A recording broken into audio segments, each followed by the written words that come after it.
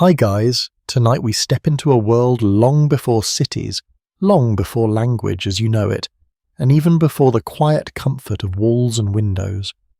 You find yourself standing beneath a vast open sky where the stars feel closer than they should, and the air carries a chill that settles gently across your skin.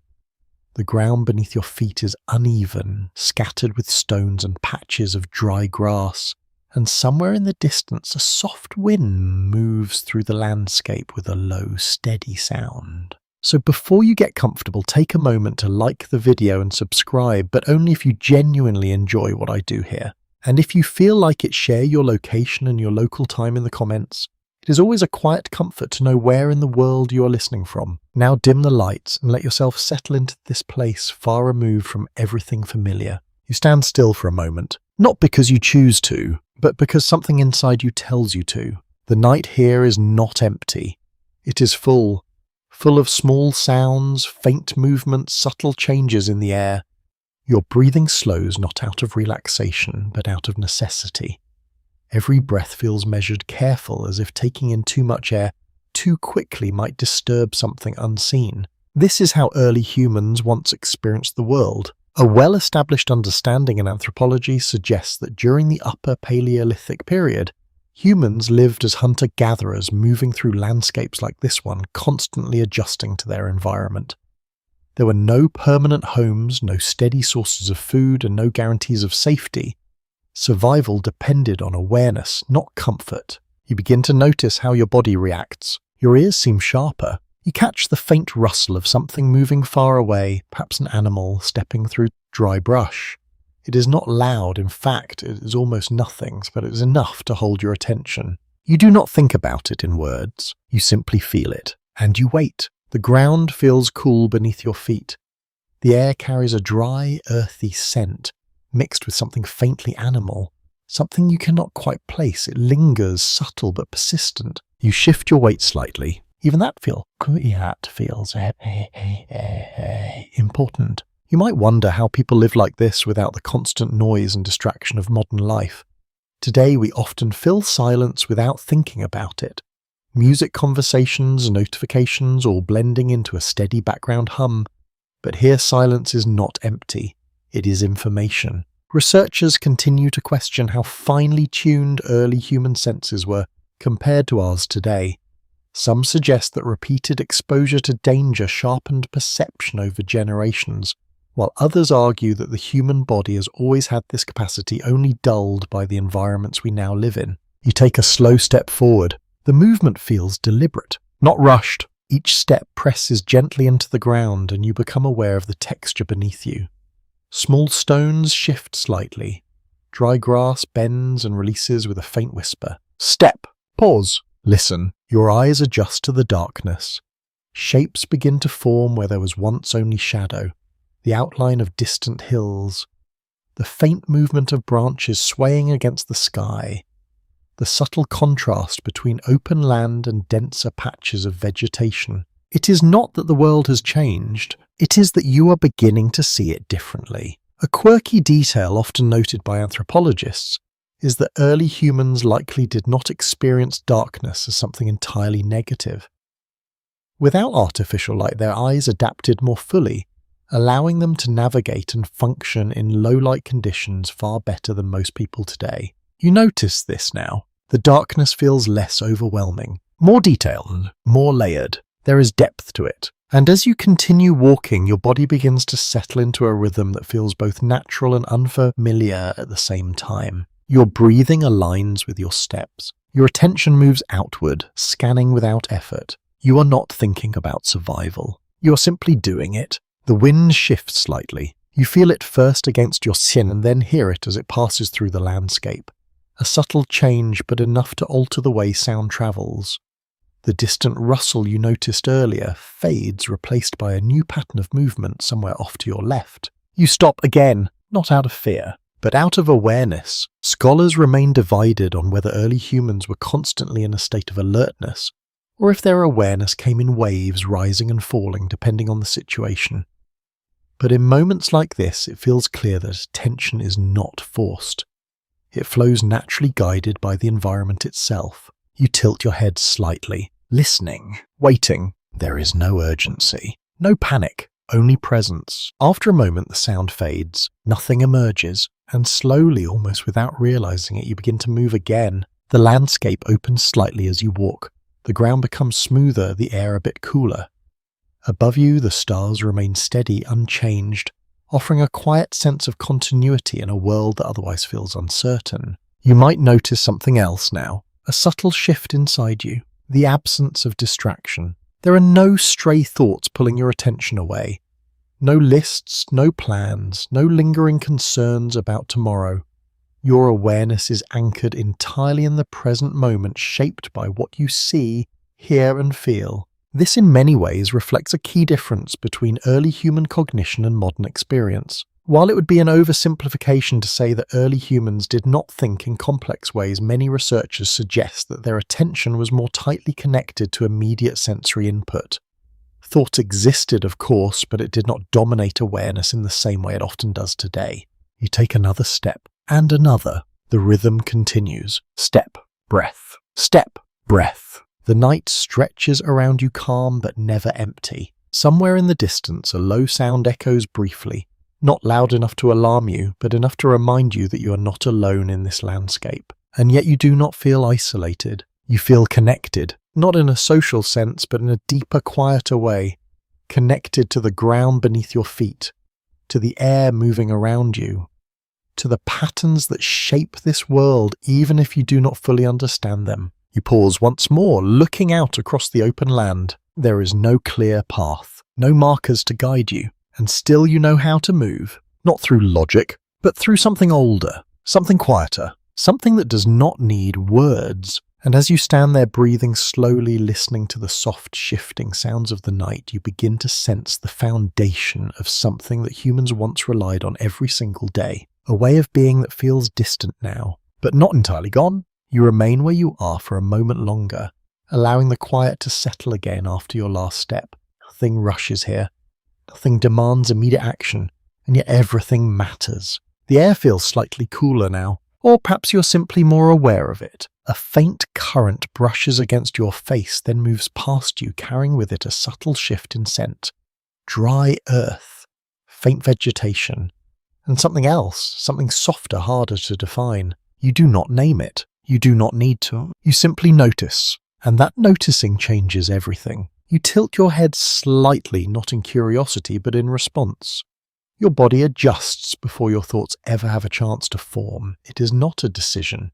It is a reaction that feels almost automatic. This is how awareness works here, not as a process, but as a state. A well-grounded observation in studies of early human behavior suggests that hunter-gatherers depended heavily on what scientists call situational awareness, the ability to continuously monitor the environment without conscious effort. Rather than focusing on a single point, attention remained wide, soft, and responsive. You feel that now? Your vision does not lock onto one thing. Instead, it spreads outwards, taking in movement, shape, and contrast all at once. The darker patch near the ground, the lighter stretch of open land ahead, the subtle motion of something distant barely visible. You do not stare, you absorb, and as you stand there you begin to realize that listening here is not the same as listening in your world. It is not about identifying sounds, it is about feeling them, feeling them. A soft crackle somewhere far off, not sharp, not sudden, just enough to exist. You shift your weight again slowly, carefully. The ground answers with a faint crunch beneath your foot. Even that small sound seems to ripple outward, as if it matters more than it should. You pause, again, waiting. There is a rhythm to this. Movement followed by sound followed by silence. You might wonder how long early humans could maintain this kind of awareness without becoming exhausted. In modern life, constant attention often feels draining. But here it does not feel like effort. It feels natural. Researchers continue to question whether this kind of attention was less mentally taxing because it aligned more closely with how the human brain evolved to function. Some suggest that modern overstimulation may actually be more exhausting than this quiet, steady awareness. You take a slow breath. The air feels different now. Cooler but also clearer. You begin to notice how your breathing whinges when you listen more closely. It becomes quieter, shallower, almost as if your body understands that stillness carries information. And then there it is again. That faint sound, slightly to your right this time. Not loud, not obvious, but present. Your body reacts before your thoughts do. Your posture shifts just enough to orient toward it. Your eyes move, but not sharply. They are just searching without forcing. You do not rush toward the sound. You do not move away. You remain. This is not hesitation. It is calibration. Scholars remain divided on how much of early human survival depended on immediate reaction versus patient observation. Some argue that quick responses were essential, while others suggest that waiting and interpreting subtle cues played an equally important role. Here waiting feels right. You listen again. The sound repeats faint and irregular. Perhaps an animal, perhaps something smaller. You notice how your body holds tension, but not in a way that feels overwhelming. It is contained, focused, ready but not alarmed. Your fingers relax slightly, then tighten again without your awareness guiding them. Even your feet seem to adjust their position, distributing weight more evenly across the ground. You are preparing, without planning to. A quirky detail often discussed by anthropologists is that early humans likely relied on micro-movements, small, almost invisible adjustments in posture and balance, to remain ready without expending unnecessary energy. You feel that now? Nothing dramatic, nothing exaggerated, just small changes, quiet shifts. And as you remain still, something else begins to happen. Time feels different, not slower, but less structured. There is no urgency pushing you forward, no clock measuring your next move, only the present moment stretching gently, allowing you to exist within it fully. You take another breath. The sound fades, or perhaps it moves farther away. You cannot be sure, and that uncertainty does not trouble you. It simply becomes part of the environment. You wait a little longer, then slowly you move again. One step, careful, measured. The ground responds beneath you, but you soften your movement this time. Your foot touches down more gently, reducing the sound, blending your presence into the landscape rather than announcing it. Step, pause, listen. The rhythm continues, but now it feels more refined, more intentional. You begin to understand something subtle but important. You are not separate from this environment. You are part of it. Your movements, your breathing, even your stillness all interact with what surrounds you. The air carries your scent. The ground carries your weight. The sounds you make ripple outward just as the sounds you hear reach you from afar. This connection is constant, unbroken, and it shapes everything. A mainstream perspective in anthropology suggests that early humans developed survival strategies not by dominating their environment, but by learning to move within it with minimal disruption. Blending in was often more effective than standing out. You feel that now as you move forward. The night does not resist you, but it does not ignore you either. It acknowledges your presence in quiet, subtle ways. The wind shifts again, a slightly stronger current this time. It moves across your face, then past your shoulder, carrying new information with it. The faint scent you noticed earlier returns slightly clearer now, still undefined, but closer. You slow your pace, not stopping entirely, but easing into a more careful rhythm. Your steps become lighter, your breathing steadier, and your attention sharpens not through effort, but through alignment with what you sense around you. You might notice how different this feels from modern awareness. Today, attention is often pulled in many directions at once.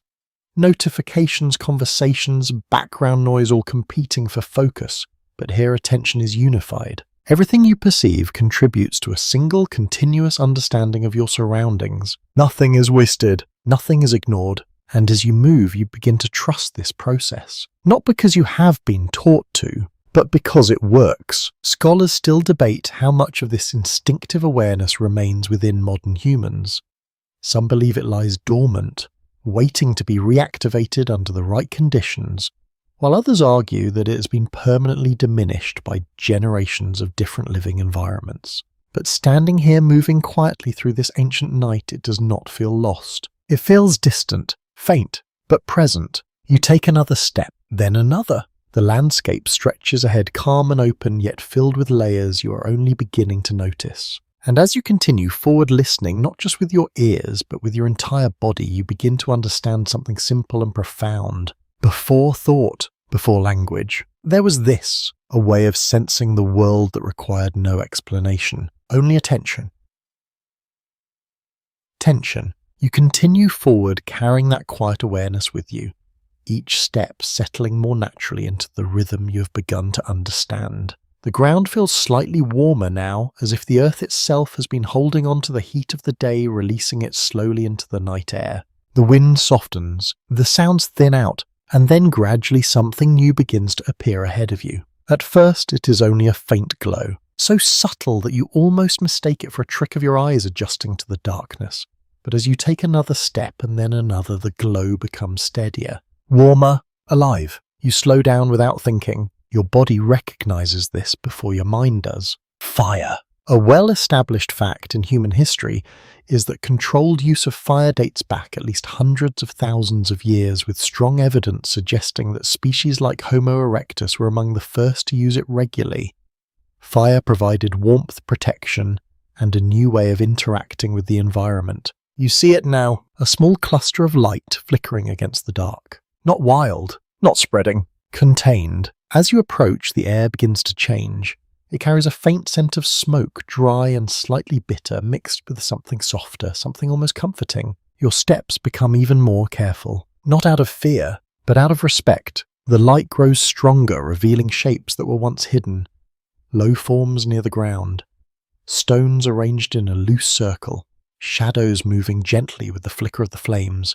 And then you feel it. Warmth. At first, just a hint against your skin. Then more clearly, a gentle heat that contrasts with the cool night air wrapping around you in a way that feels both new and deeply familiar. You pause at the edge of the light, not stepping in immediately, watching, listening. The fire crackles softly. Small pieces of wood shift as they burn, releasing tiny bursts of sound that rise and fall without pattern.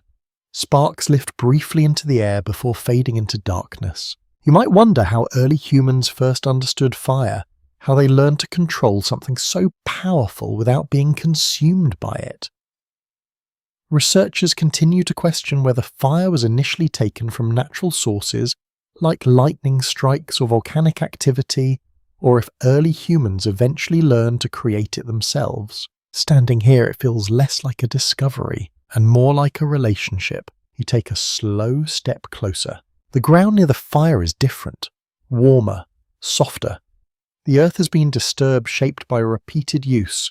Small pieces of charred wood lie scattered nearby, evidence of past flames, past nights like this one. A quirky detail often noted by archaeologists is that early hearth, simple fire pits became central gathering places, not just for warmth, but for social interaction, food preparation, and even early forms of storytelling. You can almost sense that here, even in the quiet. The space feels used, lived in. You extend your hand slightly, feeling the heat more directly now.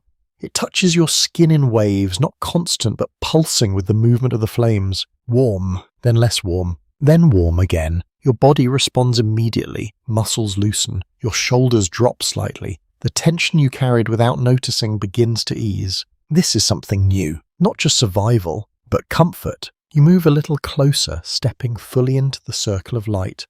The darkness behind you does not disappear, but it feels different now, softer, less immediate. The fire changes the night. Scholars remain divided on the full impact of fire on human evolution, but many agree that it fundamentally altered daily life. It extended waking hours, allowed for cooking, and provided a sense of safety that had never existed before. You feel that safety now, not absolute, but enough to change how you stand, how you breathe, how you think. You lower yourself slowly towards the ground, settling near the edge of the warmth. The earth here is dry, slightly rough, but comfortable in its own way. You shift your weight, finding a position that feels stable. The fire continues its quiet rhythm. Crackle, soft pop, faint hiss, each sound small but steady. You watch the flames. They move constantly, yet without urgency. Rising, falling, curling around the wood in patterns that never quite repeat. Your attention rests there, not scanning the distance anymore, not listening for every faint movement, just watching. You might notice how different your awareness feels now compared to before. Out there in the open darkness, your senses were stretched wide, absorbing everything. Here near the fire, your focus narrows, gently, naturally. A well-known observation among anthropologists is that fire may have played a role in shifting human attention from wide environmental scanning to more focused inward awareness. It created spaces where people could rest, reflect, and interact in new ways. You feel that shift happening. Your breathing slows. Your body settles. The constant readiness softens into something quieter. You pick up a small piece of wood nearby, turning it slowly in your hands. The surface is rough, dry light. You place it carefully at the edge of the fire. The flames respond. They reach toward it, slowly consuming, transforming. You watch as the wood changes, darkening, glowing faintly at the edges before breaking apart into softer shapes. It is a simple act, but it feels important, as if you are participating in something larger than yourself. Researchers continue to question how fire influenced not just physical survival but cognitive development. Some suggest that the extended time spent near fire allowed for more social interaction, leading to the development of language and shared knowledge. Others believe its impact was more gradual, shaping behavior over generations in ways that are difficult to measure. Sitting here, it feels like both could be true. The fire does not just warm you, it changes how you exist in this moment. The night beyond the light still holds its quiet movements, its distant sounds, its unseen life. But here within this circle, those things feel farther away, less immediate, less pressing. You lean slightly closer to the warmth. Your hands relax, your eyes soften, and for the first time since you began this journey, you are not listening for something. You are simply present. A faint sound rises from the distance. You notice it, but it does not pull you. It does not demand your attention. The fire holds it for you, containing the night, creating a space where you can rest without fully letting go. And as you sit there watching the flames move in their quiet, endless patterns, you begin to understand something subtle but powerful. This is where change begins, not with sudden discovery, but with small shifts. A little warmth, a little light, a little less fear. And over time, those small changes will reshape everything. You remain seated near the fire, your body gradually settling into the quiet rhythm of warmth and stillness. The flames continue their gentle movement, rising and folding back into themselves, casting shifting patterns of light across the ground. The air here feels different, softer, warmer, safer. You notice how your breathing has changed. It is slower now, deeper, no longer shaped by the need to listen for every distant sound. The tension that once lived quietly in your shoulders begins to ease, not all at once, but in small, steady releases. This is new, not the fire itself, but what it allows. You shift slightly, adjusting your position on the ground. The earth beneath you holds a faint warmth as if it remembers the fire from earlier hours.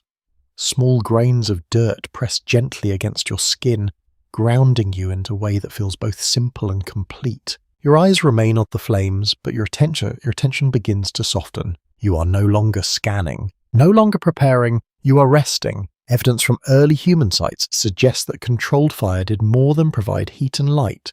It created spaces where people could pause, recover, and conserve energy. Before fire, rest was uncertain, often interrupted by the need to remain alert to danger. After fire, rest became more possible. You feel that shift now. Your body leans slightly forward, drawn by the warmth, then settles again as you find a balance between comfort and awareness. The night beyond the fire still exists, still moves, still listens in its own way. But here within this circle of light, its presence feels distant, not gone, just quieter. You glance upward for a moment. The sky remains vast, unchanged, filled with steady points of light that seem almost fixed in place. Without the distractions of modern life, the stars feel clearer, more defined. You can trace patterns between them without effort, even if you do not yet name them. Some researchers propose that early humans used the stars not only for navigation, but also as a way to structure time and memory. Others suggest that these patterns became the foundation for some of the earliest forms of storytelling long before written language existed. You lower your gaze again. The fire draws you back. A small piece of wood shifts, collapsing inward as it burns, releasing a brief shower of glowing embers. They rise for a moment, then disappear into the darkness. You watch them without urgency. There is no need to react, no need to interpret, just observation. A curious detail often mentioned in archaeological studies is that some of the earliest hearths show repeated use over long periods of time, suggesting that humans return to the same fire locations again and again. These places may have carried a sense of familiarity, even attachment. You can understand why this place feels different. It holds a memory even if you cannot fully describe it. You reach toward the ground beside you, your fingers brushing against a smooth stone. You pick it up, slowly turning it in your hand. It is cool at first, but as you hold it, it begins to take on your warmth. You place it near the edge of the fire, not directly in the flames, just close enough. You do not know why you do this, but it feels right, as if you are learning something without being taught. Debate continues among scholars about how early humans transitioned from simply using fire to intentionally managing it. Some believe it was a gradual process of observation and imitation, while others think it required a more deliberate understanding of cause and effect. Sitting here, it does not feel like a sudden realization. It feels like familiarity growing, quietly. Naturally, you lean back slightly, supporting yourself with one hand against the ground. The warmth reaches your back now, spreading slowly through your body. Your muscles respond by loosening, further releasing tension you did not know you were holding. Your eyes grow heavier, not from exhaustion, but from comfort. This is different from the alert stillness of before. Out there in the open. Dark, your body remained ready, always listening, always prepared to move.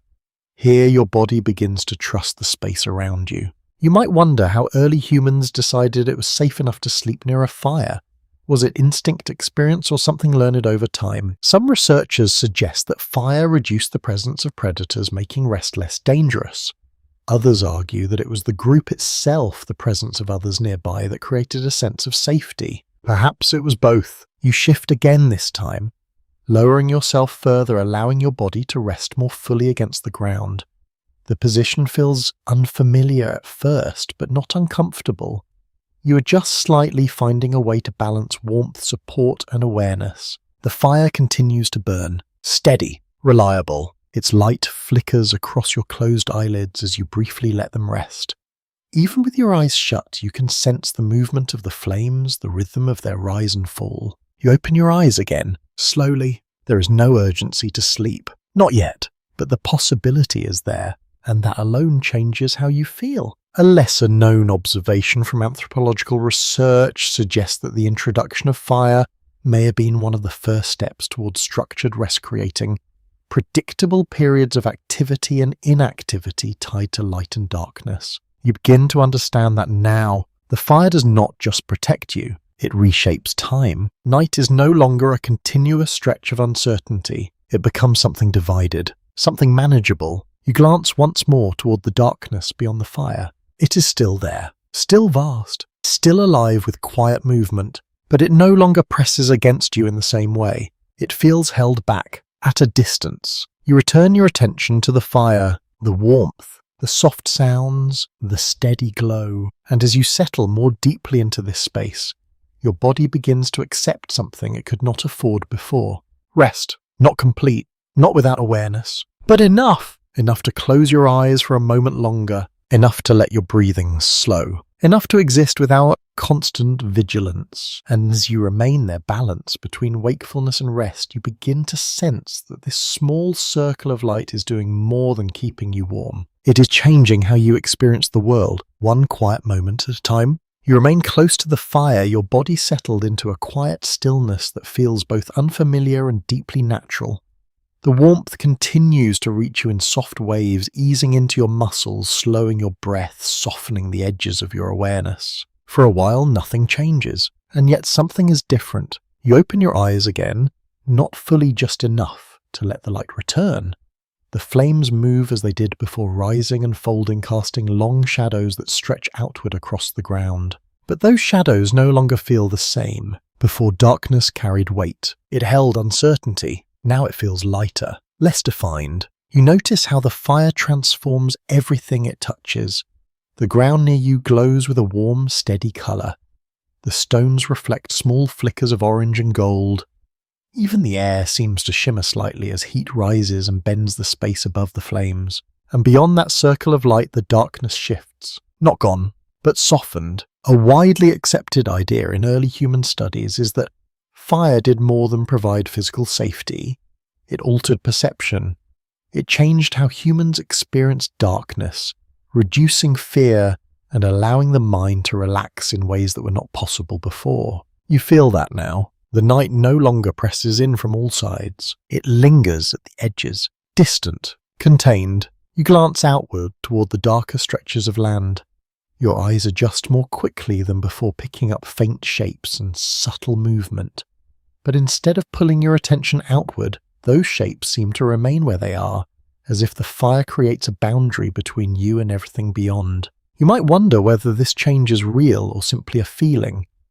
Does the fire truly make the night safer, or does it only make it feel that way? Some researchers propose that both are true. Fire can deter certain animals, its light and heat acting as a natural barrier. At the same time, it gives the human mind a sense of control, reducing the constant strain of uncertainty. You shift your position slightly, drawing your legs closer, feeling the warmth more fully across your body. The ground beneath you has grown more comfortable, as if your body has learned how to rest against it. The fire crackles softly. A small piece of wood splits, releasing a brief, sharp sound that fades quickly into the quiet. You notice it, but it does not disturb you. Instead, it becomes part of the rhythm, part of the steady presence that surrounds you. A lesser-known detail from archaeological findings suggests that early humans often arranged stones around their fires not only to contain the flames, but also to reflect heat and light more effectively. These simple structures may have enhanced the sense of enclosure, creating a more defined space within the open landscape. You look at the stones around you now. They form a loose circle, imperfect but purposeful. The fire rests within it, steady, contained. You reach out again, this time placing your hand briefly near one of the stones. It holds warmth, not as intense as the flame, but steady, lasting. You pull your hand back, slowly noticing how the heat lingers against your skin. Your body responds with quiet satisfaction. Warmth here is not taken for granted. It is noticed, valued. You lean back slightly, letting your gaze drift upward once more. The stars remain unchanged, but now they seem farther away. Not because they have moved, but because your attention has shifted inward, drawn more toward the space around the fire. The world has narrowed, not in a limiting way, but in a comforting one. A commonly discussed point among scholars is that fire may have encouraged early humans to spend more time in one place, even if only temporarily.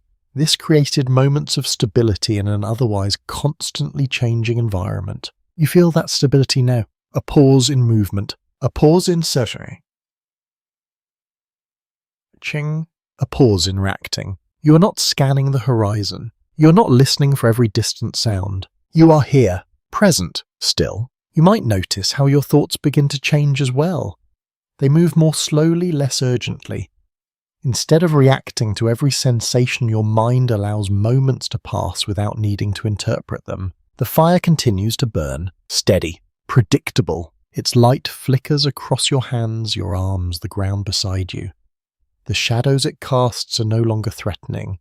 They move gently, following the rhythm of the flames, never quite still, but never chaotic. A small breeze passes through the area, just enough to shift the flames slightly. They lean for a moment, then return, continuing their quiet movement. The air carries a faint scent of smoke, now familiar, almost comforting in its presence. You inhale slowly. The scent settles into your awareness. Not sharp, not overwhelming. Just there, researchers continue to explore how sensory experiences like smell may have played a role in shaping early human behavior. Familiar scents, especially those associated with safety or food, could have reinforced certain habits and locations over time. You begin to understand that connection. This place, this fire carries a feeling that extends beyond the moment. It creates memory. You close your eyes again, this time for a little longer. The light remains visible even through your eyelids, shifting gently as the flames move. Your breathing deepens, your body settling further into the ground. There is no urgency to move, no need to act. The night continues around you, but it no longer demands your full attention. It waits. And within this space, you begin to notice something subtle but important. The fear that once lived quietly beneath every moment has begun to fade. Not completely, but enough. Enough to allow stillness. Enough to allow rest. Enough to allow your mind to soften your body, to release your awareness, to narrow into something calm and steady. And as you remain there surrounded by warmth and light, you begin to sense that this small change, this softening of fear is not just a moment. It is the beginning of something larger, a shift in how you experience the world, a shift that will over time reshape the very way humans live, think and feel. All starting here with a single fire and a night that no longer feels quite so dark. You sit quietly, the fire still moving in its steady rhythm, its light rising and falling in soft waves that gently shape everything around you.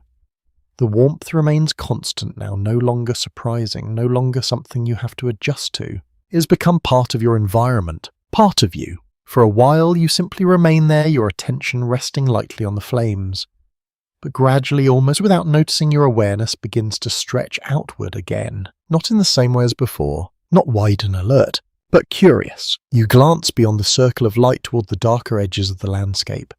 The shapes there feel less threatening now, more familiar, as if the fire has given you a reference point, something steady to return to. And because of that, you begin to notice something new. Patterns. The wind moves in a certain direction, then pauses, then returns again. The distant sounds do not appear randomly. They follow rhythms faint but consistent. Even the fire itself moves in a way that, while always changing, still feels predictable. You're beginning to recognize repetition. A foundational idea in early human development is that recognizing patterns was essential for survival. Observing the behavior of animals, the movement of seasons, and the cycles of day and night allowed early humans to anticipate events rather than simply react to them. You feel that shift beginning inside you. Earlier, you listened for a single sound, reacting to it in the moment. Now you notice how sounds connect, how one follows another, how the absence of sound can be just as meaningful as its presence. You tilt your head slightly, listening again. The faint movement you heard before is gone, but something else replaces it, a softer sound more distant, and you do not react immediately. You observe. You wait. You allow the pattern to form. You might wonder how long it took for early humans to develop this ability to move from simple reaction to deeper recognition. Some researchers suggest it emerged gradually, shaped by countless small observations repeated over generations. Others believe it may have developed more quickly in response to changing environments. Here it feels natural, as if this way of seeing has always been there, waiting to be noticed. You lean forward slightly, picking up another small piece of wood. This time you place it more carefully into the fire, adjusting its position so it rests against the burning pieces already there. The flames respond, not suddenly, but predictably. They grow slightly stronger where the wood touches, then settle again as the new piece begins to burn. You watch this closely. Cause, then effect. It becomes clear in a way that requires no explanation. A subtle detail often mentioned in studies of early tool use and fire management is that repeated interaction with the environment allowed humans to build an intuitive understanding of cause and effect long before formal reasoning or language developed. You feel that now. You did not calculate where to place the wood. You sensed it. You adjust it slightly, observing the change. And then you leave it, satisfied. The fire continues, steady, responsive. You settle back again, your hands resting loosely in your lap. The warmth reaches you more evenly now, as if your body has aligned itself with the fire's presence. Your breathing remains slow. Even you notice how your attention moves more smoothly now, no longer jumping quickly from one sensation to another. Instead, it flows, connecting moments together. The sound of the wind, the movement of the flames, the feeling of warmth on your skin, they are not separate. They form a single, continuous experience. A commonly accepted perspective among cognitive scientists is that early human awareness may have been more integrated than modern attention, which often fragments across multiple tasks and distractions. You begin to understand that difference. Here nothing competes for your attention. Everything contributes to it. You glance down at the ground near your feet. Small marks are visible in the dirt, faint impressions left by movement. Some are yours, others are not. You study them, not in detail, but enough to notice variation, shape, depth, direction. You do not yet assign meaning to them in words, but you recognize that they matter. A curious observation from archaeological studies is that early humans likely developed the ability to read tracks and environmental signs with remarkable accuracy, allowing them to understand what had passed through an area long before they arrived. You look at the marks again, and for a brief moment something shifts, not fully formed, but present, a sense that the ground holds memory, that the landscape records movement quietly without intention. You sit with that thought, or perhaps not even a thought, just a feeling. The fire crackles softly again. A small burst of sparks rises, then disappears. The sound draws your attention back, but gently. Without urgency, you return your focus to the flames, noticing how they continue to respond to the wood you placed earlier. The change was small, but it continues to influence the fire's behavior. This too is a pattern. Small actions, lasting effects. You might notice how this awareness begins to change the way you move even in this stillness. You become more deliberate, not slower, but more connected to what you do. Even your smallest actions feel part of something larger. Some scholars suggest that this growing awareness of patterns and cause and effect may have been a key step in the development of early human cognition, laying the groundwork for more complex thinking. Others remain uncertain, pointing out that much of this process leaves little direct evidence. But sitting here, it feels clear that something is changing. Not suddenly, not dramatically, but steadily. You lean slightly closer to the fire again, feeling its warmth more directly.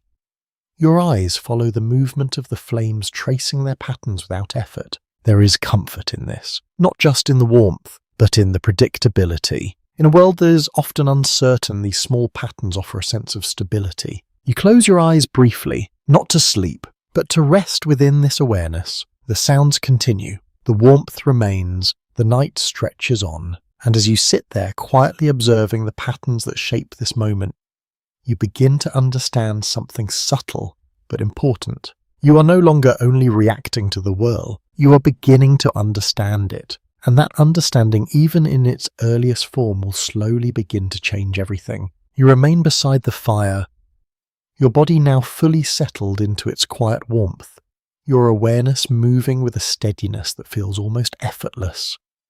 The patterns you began to notice earlier continue to unfold, not as something separate from you, but as something you are gradually becoming part of. The flames shift, the wind answers, the ground holds its quiet impressions. And somewhere within all of this, you begin to notice a different kind of change. It does not come from the outside, it comes from within you. You reach toward the ground, again your fingers brushing across a small cluster of stones. One of them feels different, slightly sharper along one edge, slightly smoother along another. You pick it up, turn it slowly in your hand. Your attention narrows, not out of tension but curiosity. There is something about its shape that draws you in. You run your thumb along its edge, carefully, noticing a broadly accepted finding in prehistoric archaeology is that early humans began to shape stones intentionally into tools during the Stone Age, creating edges that could cut, scrape, or pierce. These tools extended the body's natural capabilities, allowing humans to interact with their environment in new ways. You hold the stone a little more firmly now, not tightly, but with purpose. You look at it again, tilting it slightly so the firelight catches its surface. The light reveals small details you did not see before. Tiny ridges, subtle curves, the way one side reflects more than the other. You shift your grip, testing, feeling how it rests in your hand. You do not think about what it is for, not in words, but you sense that it could be used, and that sense changes how you hold it. You lower it toward the ground, pressing its edge lightly against the surface. The motion leaves a faint mark in the dirt, a thin line that catches the light for a moment before blending back into the earth. You pause, watching. You press again, slightly firmer this time. The line becomes clearer, more defined, a small quiet discovery. You lean back, slightly still, holding the stone, your attention now moving between the object in your hand and the fire before you. There is a connection forming between action and result. Some researchers suggest that the use of tools marked a turning point in human development, shifting reliance away from instinctive physical responses and toward learned techniques. Others believe that tool use simply enhanced abilities that were already present rather than replacing them. Sitting here, it feels like something in between. You're not abandoning instinct. You are building on it. You bring the stone closer again, turning it slowly, noticing how its weight feels different depending on how you hold it. One position feels more stable, another feels awkward. You adjust, refine, without needing instruction. A lesser-known detail from studies of early stone tools is that many were shaped through repeated small adjustments rather than a single deliberate action. The process itself may have been just as important as the final result. You can sense that now. The way your hand moves, the way your grip changes. Each small movement adds something, not just to the stone, but to your understanding. You glance toward the fire again. The wood you placed earlier here has shifted further, collapsing inward, feeding the flames in a slow, steady way. You notice how the fire responds differently depending on the position of each piece. You look back at the stone, then at the fire, then back again. The connection becomes clearer. Cause, then effect, not separate, linked. You place the stone down beside you for a moment, your hands resting loosely on your knees. Your body remains calm, your breathing steady, but your awareness feels sharper in a new way. Not wide like before, not scanning, but focused, directed. You might wonder when early humans began to rely more on memory and learned behavior rather than immediate instinct. Did this shift happen slowly over many generations, or were there moments when something changed more quickly? Some scholars continue to explore this question, noting that both processes likely played a role. Repeated experiences would build memory, and memory would begin to guide future action.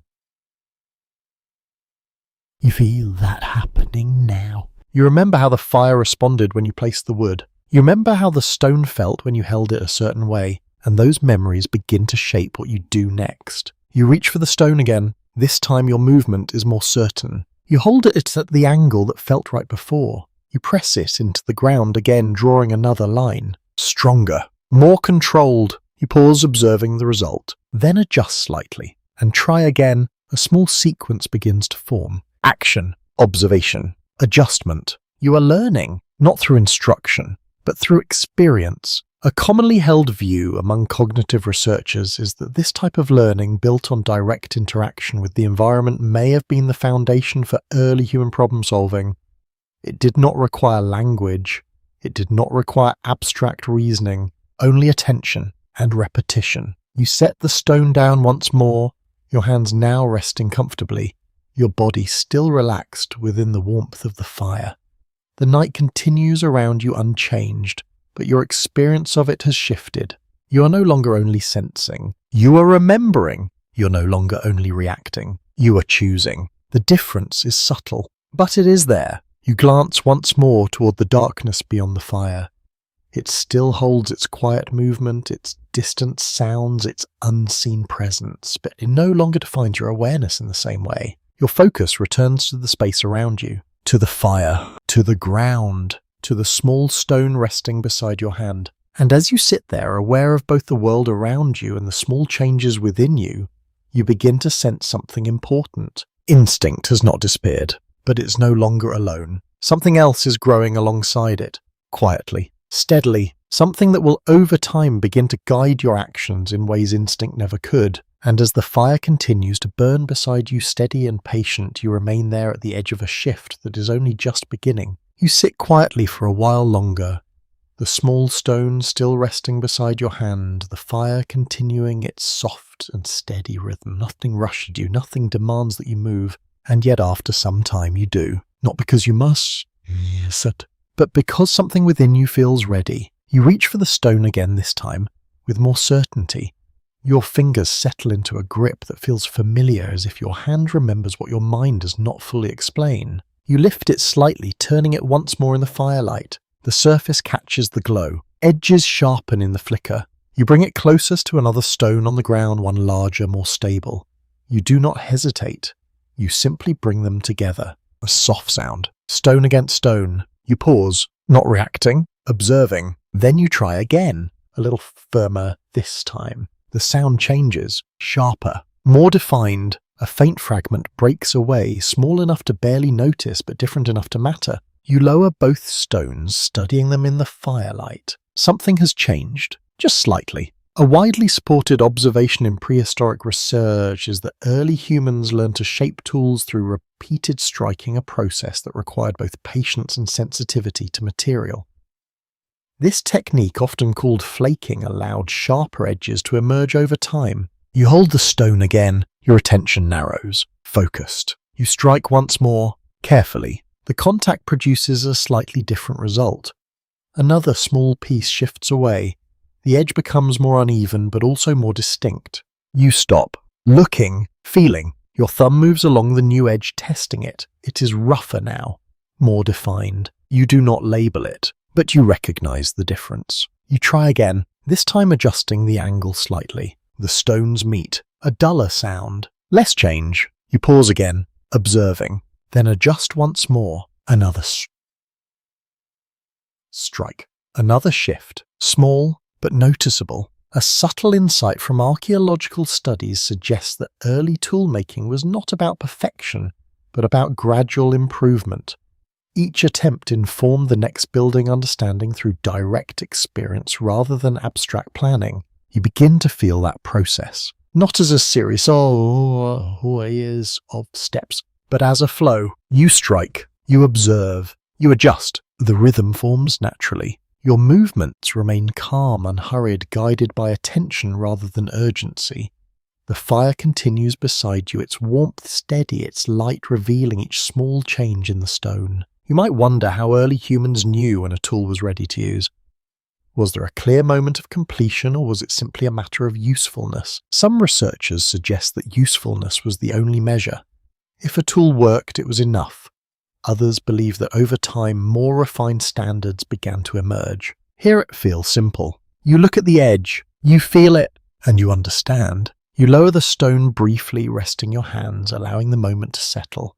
The ground beneath you remains warm, the air still carrying that faint scent of smoke and earth. The night continues around you, quiet, unchanged, but your interaction with it has shifted again. You are no longer only observing patterns, you are shaping them. A lesser-known detail from early human sites is that tool-making often took place near hearths where light and warmth made the process easier. The fire did not just support survival, it supported creation. You can see why. The flickering light reveals details that darkness would hide. The warmth keeps your hand steady, your movements controlled. You pick up the stone again. One more time. You bring it to the larger stone. Strike! A sharper sound, a clearer break. You stop, looking closely now. The edge has changed again. It feels more deliberate, more usable. You run your thumb along it once more, slower this time.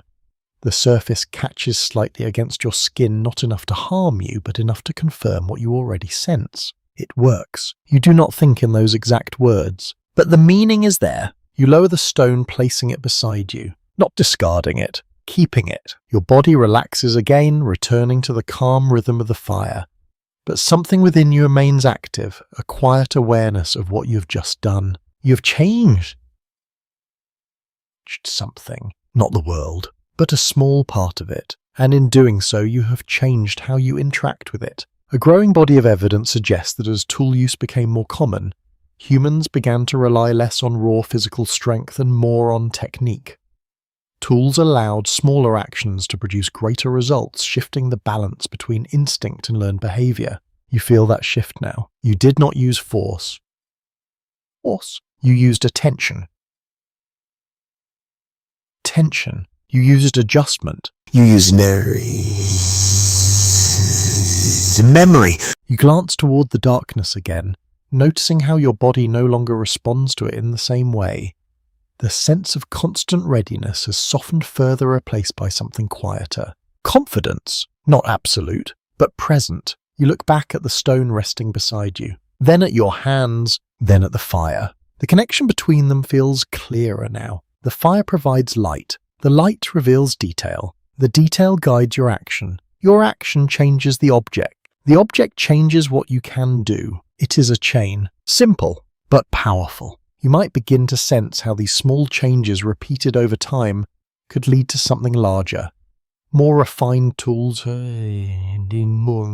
more efficient actions, more control over the environment. Some scholars suggest that this process marked the beginning of a gradual shift away from instinct as the primary guide for behavior. Others believe instinct remained central, simply supported by new abilities. Sitting here, it feels like both exist together, not competing, but blending. You lean back, your hands resting comfortably, your body once again at ease within the warmth of the fire. The night continues its quiet presence, but it no longer feels like something you must constantly respond to. You are no longer only part of the environment. You are beginning to shape your place within it. And as you sit there, the stone beside you, the fire before you, and the vast night around you, you begin to understand something subtle but lasting. With each small action, each quiet adjustment, you're moving a little further from instinct alone, and a little closer to something new. You remain seated beside the fire, your hands now still the shaped stone resting quietly near your leg. The warmth continues to hold you in place, steady and calm, as if the night itself has slowed to match your breathing. For a while, nothing changes. The fire burns. The air moves gently. The ground supports you. And yet something shifts again. Not in the fire, not in the landscape, but in what you begin to notice. A faint sound reaches you from somewhere beyond the edge of the light. Not sharp, not urgent, just present. You lift your head slightly, listening, but this time your reaction is different. You do not freeze. You do not prepare to move immediately. You listen with a quieter attention, allowing the sound to exist without pulling you away from where you are. And then gradually you realize something else. You are not alone, not in the distant, unseen way you sensed before, but closer. Subtle movements near the edge of the firelight begin to reveal shapes that were not there before. Low forms, barely outlined, shifting gently as they settle into the space around the warmth. Other people. You do not turn sharply. You do not react with surprise. Their presence feels familiar even if you did not consciously notice their arrival. A well-established understanding in anthropology suggests that early humans lived in small groups, often relying on close social bonds for survival. Cooperation, shared resources, and collective awareness were essential in environments where individual survival was uncertain. You feel that now, not as a concept, but as a quiet certainty. The figures move slowly, each finding a place near the fire. No one speaks, there is no need. The space adjusts to include them just as it included you. You glance briefly toward one of them, a faint movement of their hand, the way they settle onto the ground, the way they face the fire. These small details carry meaning, not spoken, but understood. You lower your gaze again, returning your attention to the fire. But now your awareness includes more than just the flames. You sense the presence of others, their breathing, their movement, the slight shift in the air as they adjust their position. You are no longer the only one listening, and because of that, something changes inside you. Your body relaxes further. The quiet tension that once remained even near the fire begins to ease. You are not responsible for everything anymore. You are part of something shared. A curious observation from early human studies is that group living may have reduced the burden of constant vigilance. With multiple individuals present, attention could be distributed, allowing some to rest while others remained aware. You feel that redistribution now. You do not need to listen for every sound. Someone else will notice what you do not. The responsibility spreads lightly, naturally. You glance again toward the others. One of them reaches toward the fire, adjusting a piece of wood. The movement is slow, careful, practiced. The flames respond, rising slightly, then settling again. You watch, not analyzing, just observing. Another figure shifts, drawing their arms closer, leaning slightly toward the warmth. The motion is familiar, almost identical to your own earlier movement. There is a pattern here, not just in the fire, but in behavior. A widely accepted idea in social anthropology is that shared behaviors within groups allowed knowledge to pass without formal teaching. Observing others repeating actions and gradually refining them created a form of learning that required no language. You begin to sense that process. You watch, you remember, you adjust, not because you're told to, But because it feels right, you reach for the stone beside you again, holding it loosely in your hand. For a moment you simply feel its weight, its shape, the edge you created earlier. Then slowly you place it down again. You do not need to use it right now, but you keep it close. There is value in it, and that value feels shared even if unspoken. You might wonder how early humans understood ownership, if at all. Did objects belong to individuals, or were they part of the group? Some researchers suggest that ownership was fluid, shaped more by use than possession.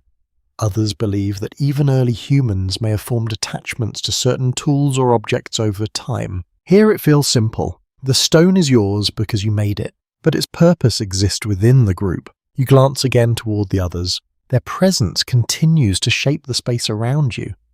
The fire feels larger now, not physically, but in its meaning.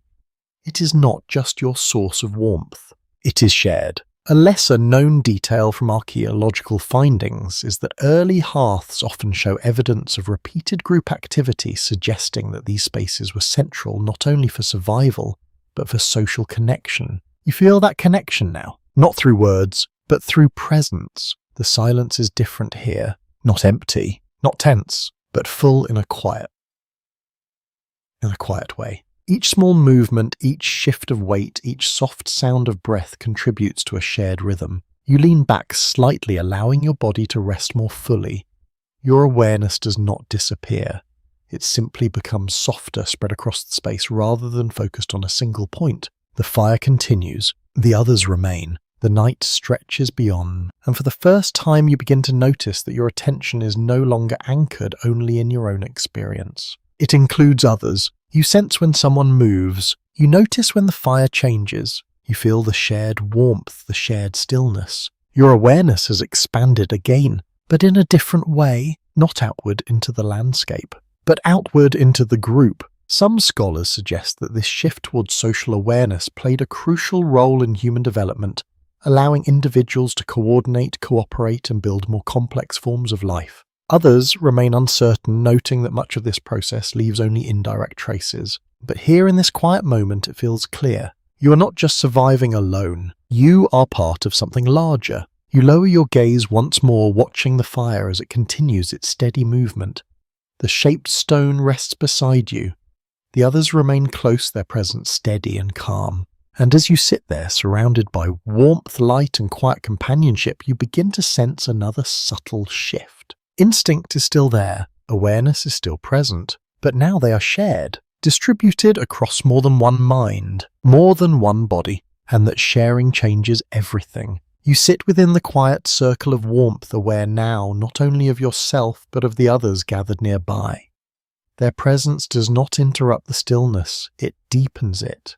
The fire continues to move steady and calm, and your attention drifts between the flames and the subtle shifts around you. A hand reaching forward, a body leaning closest to the heat, a slow adjustment of posture. None of it's dramatic, and yet all of it carries meaning. You begin to notice something new. The way movements seem to follow one another, not exactly copying, but echoing. One person shifts and another does something similar moments later.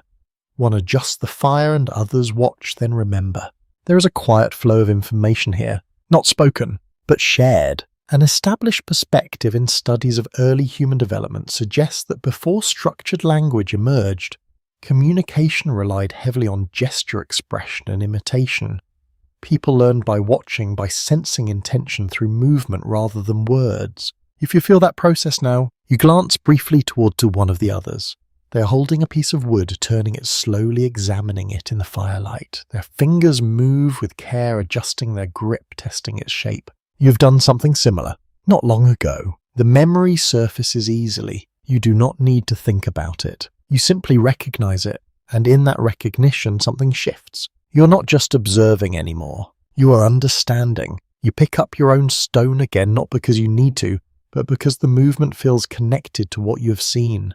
Your hand adjusts, naturally holding it at the angle that worked before. You do not strike it this time. You simply hold it, aware. A fascinating detail from anthropological research is that imitation may have played a crucial role in early learning. By observing others and repeating actions, humans could transmit knowledge across generations without formal teaching systems. You sense that transmission now. It is quiet, subtle, but present. You glance again toward the others. One of them shifts closer to the fire, extending their hands toward the warmth. Their fingers spread slightly, then relax. Without thinking, you mirror the movement. Your own hands move forward. The warmth touches your skin more directly. You feel the difference immediately. A small adjustment, but meaningful. You might wonder when humans began to move from simple imitation to more complex forms of communication. When did gestures turn into shared meaning and meaning into language? Some researchers suggest that this transition was gradual, shaped by repeated interaction and shared experience. Others propose that certain environmental pressures may have accelerated the need for clearer communication. Here there are no words, and yet nothing feels unclear. You understand enough. You lower your hands, again letting them rest comfortably. Your breathing remains slow, your body relaxed, but your awareness feels more connected than before. Not just to the fire, not just to the environment, but to the others. A small sound breaks the quiet. Not from the distance. From within the group, a soft exhale, a shift of weight. You notice it immediately, not because it demands attention, but because your awareness now includes it. You turn your head slightly, not sharply, just enough to see. The movement is simple, but it carries intention. You recognize that intention, even if you cannot name it. A lesser-known insight from early human studies suggests that emotional understanding may have developed alongside physical communication. Recognizing tension, calm, curiosity, or caution in others could have helped groups function more effectively. You feel that now. The group is calm. You sense it without needing confirmation. And because of that, your own body remains at ease. The fire continues its steady rhythm, its light reflecting across faces, hands, and the ground. Shadows move gently, no longer carrying the same weight they once did. You glance down at the ground again, noticing the faint marks you made earlier with the stone. They remain subtle but visible, holding a trace of your actions. You look back at your hands, then at the others, then at the fire. The connections between these elements feel clearer now. Action, observation, memory, and now sharing. A commonly discussed idea among cognitive scientists is that social interaction may have played a key role in expanding human thinking.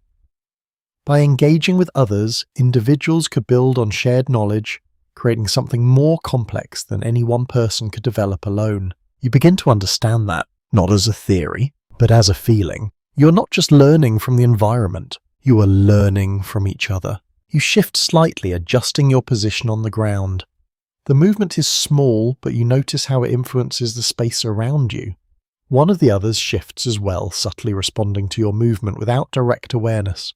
The group moves together, quietly, naturally. You might notice how this shared awareness reduces the need for constant individual effort. You do not have to monitor everything.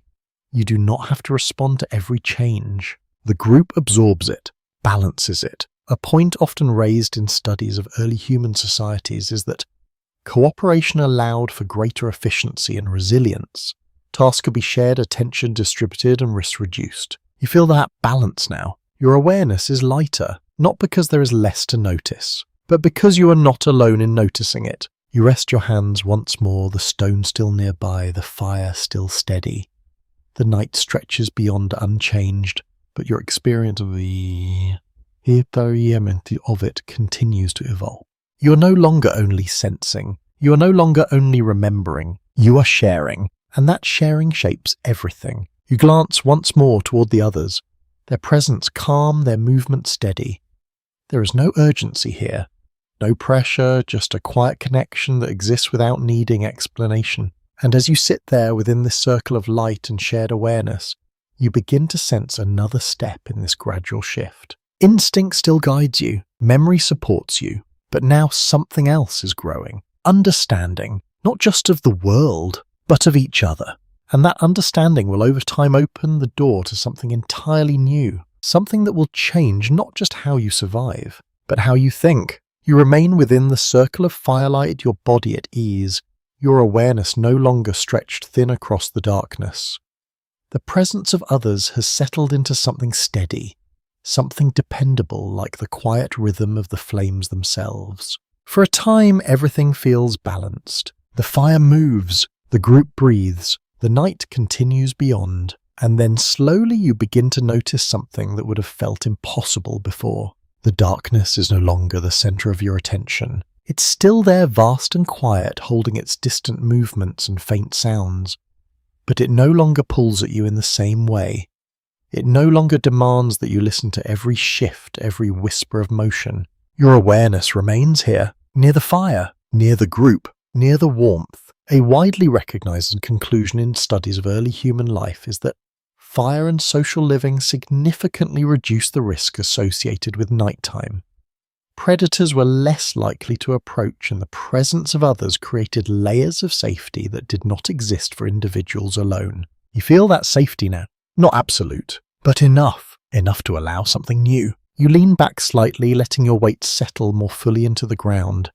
The warmth reaches you evenly, the firelight flickering softly across your closed eyelids as you allow them to rest for a moment longer than before. You are still aware, still listening, but the intensity has softened. You might notice how your breathing deepens, how your body no longer holds itself ready in the same way. The constant edge of alertness begins to not completely, but gently. A point often highlighted by researchers is that this shift from constant vigilance to periods of rest may have been one of the most important changes in human development.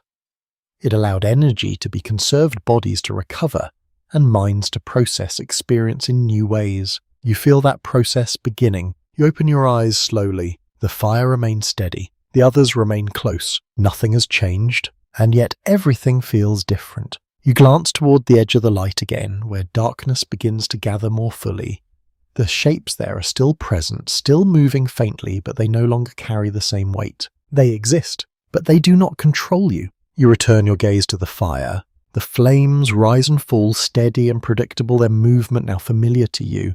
You can anticipate how they will shift, how the wood will settle, how the light will change. That familiarity brings comfort. A subtle but important observation from anthropological research suggests that predictability plays a key role in reducing fear. When patterns become known, the unknown loses some of its power. You are beginning to live within those patterns now. The fire, the group, the rhythm of breath and movement. You lower your gaze, again noticing how your hands rest loosely, no longer tense, no longer ready to react at a moment's notice. Even your fingers feel different, more relaxed, less prepared for immediate action. This is rest, not sleep, but the beginning of it. A curious insight from studies of early human sleep patterns is that rest may have occurred in stages, with individuals drifting in and out of light sleep, while others remained more alert. This shared vigilance allowed groups to remain safe while still gaining the benefits of rest. You sense that possibility now. You do not need to remain fully awake. Someone else will notice what you miss. The thought does not form in words, but it is there. You shift slightly, adjusting your position so that your body rests more comfortably against the ground. The movement is slow, deliberate, and the earth beneath you feels supportive, shaped by repeated use. The fire continues to crackle softly. A small shift in the wood sends a brief burst of sparks upward, then they fade quickly into the night. You watch them, but without urgency. Without the need to interpret, just observation. You might notice how your thoughts, if they appear at all, move more slowly now. They do not pull you away from the moment. They drift like the sparks appearing briefly before fading. This quieting of thought reflects another change. You are no longer dominated by immediate reaction. You are no longer driven solely by instinct. You are allowing stillness. A point sometimes raised in discussions of early human cognition is that moments of reduced activity may have allowed the brain to process information in new ways, strengthening memory and shaping future behavior. You feel that quiet processing now, not as something active, but as something happening beneath the surface. You glance briefly toward the others again. Their presence remains steady. One leans slightly forward. Another shifts their position. None of it disturbs the calm. It reinforces it. The group holds the space together. You might begin to understand how this shared environment changes not only physical safety but mental experience. Alone, your awareness was stretched wide constantly, scanning, constantly ready. Here it can narrow, soften, rest. You close your eyes again, this time for a little longer. The warmth remains. The sounds continue. The presence of others surrounds you. You're still aware, but you are no longer alert in the same way. You are drifting. Not fully asleep, not fully awake. Balance between the two. And in that balance, something important begins to take shape. You are learning how to let go, just a little, just enough. The night continues around you unchanged in its vastness, its quiet movement, its distant sounds.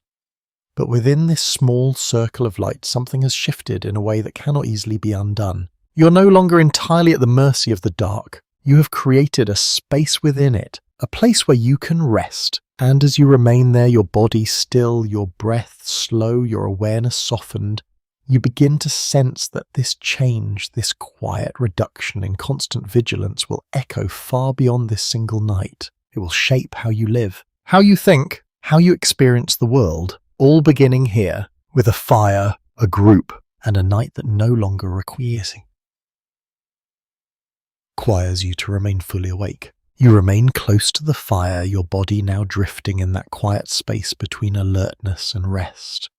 The warmth continues to hold you gently, the soft crackle of burning wood rising and falling in a steady rhythm that feels almost familiar now. Your eyes open slowly, not because something has disturbed you, but because something inside you has shifted again. The night is still there, the fire is still burning, the others remain close, and yet your awareness feels different. Not as sharp as before, not as wide, but more focused in a new way. You notice it first in your senses. The distant sounds that once reached you so clearly now feel softer, less defined.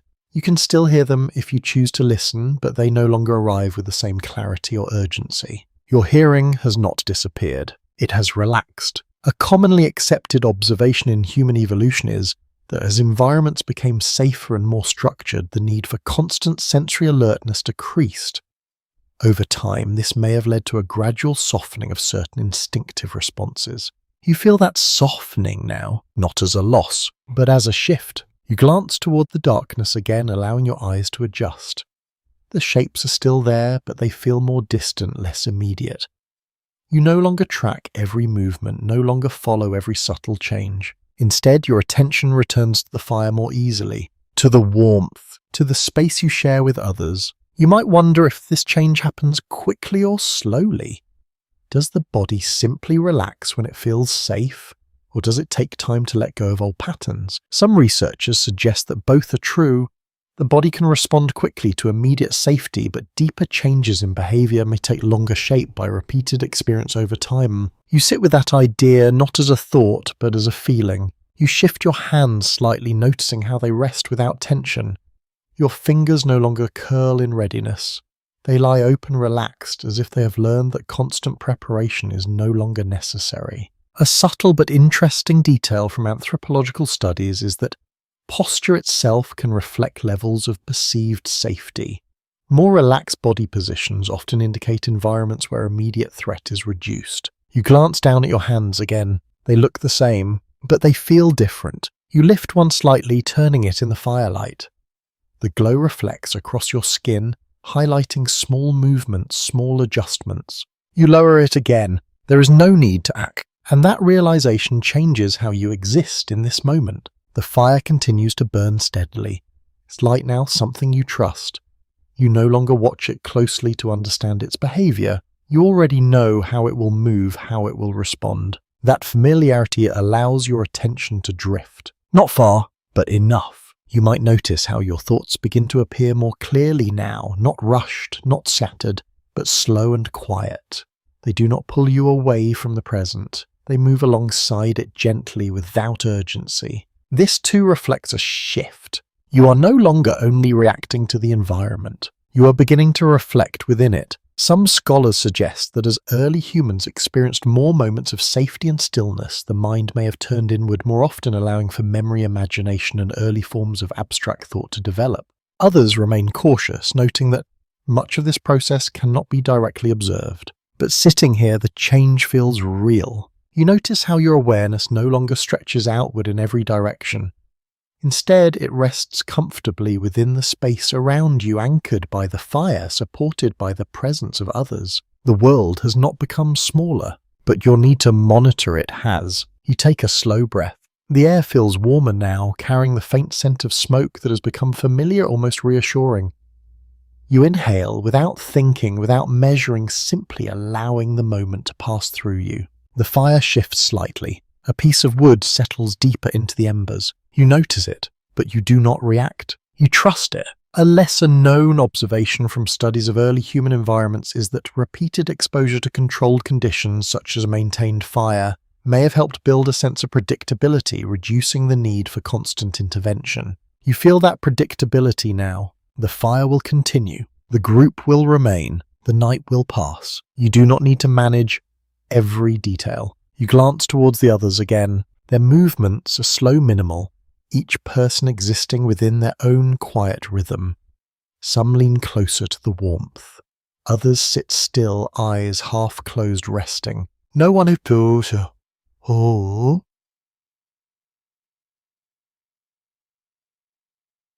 is fully alert.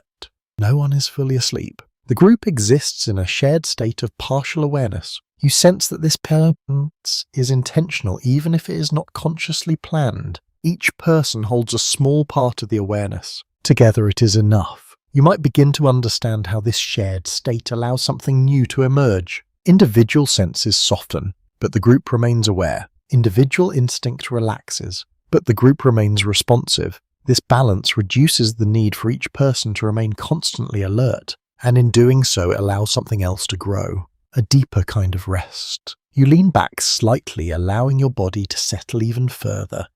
The ground supports you, the warmth surrounds you, and your breathing slows into a steady, gentle rhythm. Your eyes close again, this time without hesitation. The sounds continue. The fire crackles softly. The others remain close. You are still aware, but only lightly. And as you rest there, a balance between wakefulness and sleep, you begin to sense something subtle but important. The sharp edges of your instinct are softening, not disappearing, but becoming quieter, less dominant, making space for something else, something slower, something more reflective. And as the fire continues its steady glow beside you and the night stretches quietly beyond, you remain there, gently drifting as the first signs of that change begin to settle deep within you. You rest beside the fire, your body now fully settled into its quiet rhythm, your breathing slow and even.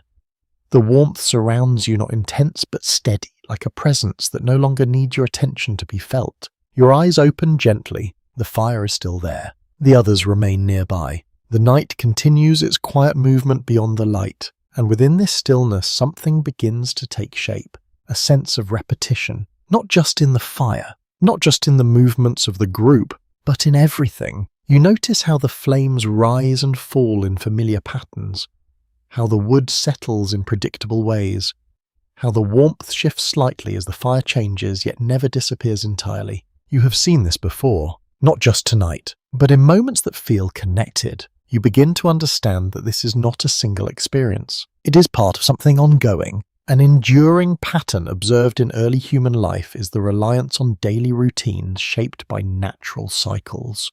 Movement during daylight, rest during darkness, repeated actions tied to food, shelter, and safety. These rhythms provided structure in a world that otherwise lacked stability. You feel that structure now, not as a plan, but as a flow. The fire burns, you rest, the night passes, the cycle continues. You shift slightly, adjusting your position on the ground. The movement feels familiar, as if your body has already learned how to find comfort here.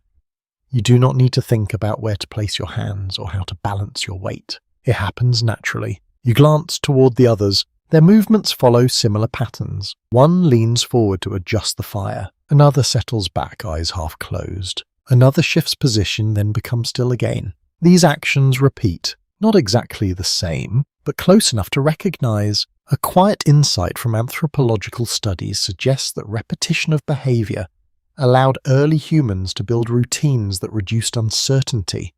By repeating actions that worked, they created stability in an otherwise unpredictable environment. You begin to feel that stability. It does not come from control. It comes from familiarity. You know what will happen next, not in precise detail, but in general. The fire will continue to burn. The group will remain. the night will slowly give way to something else. You do not need to question it. You simply exist within it. You might wonder how this sense of routine changes the mind.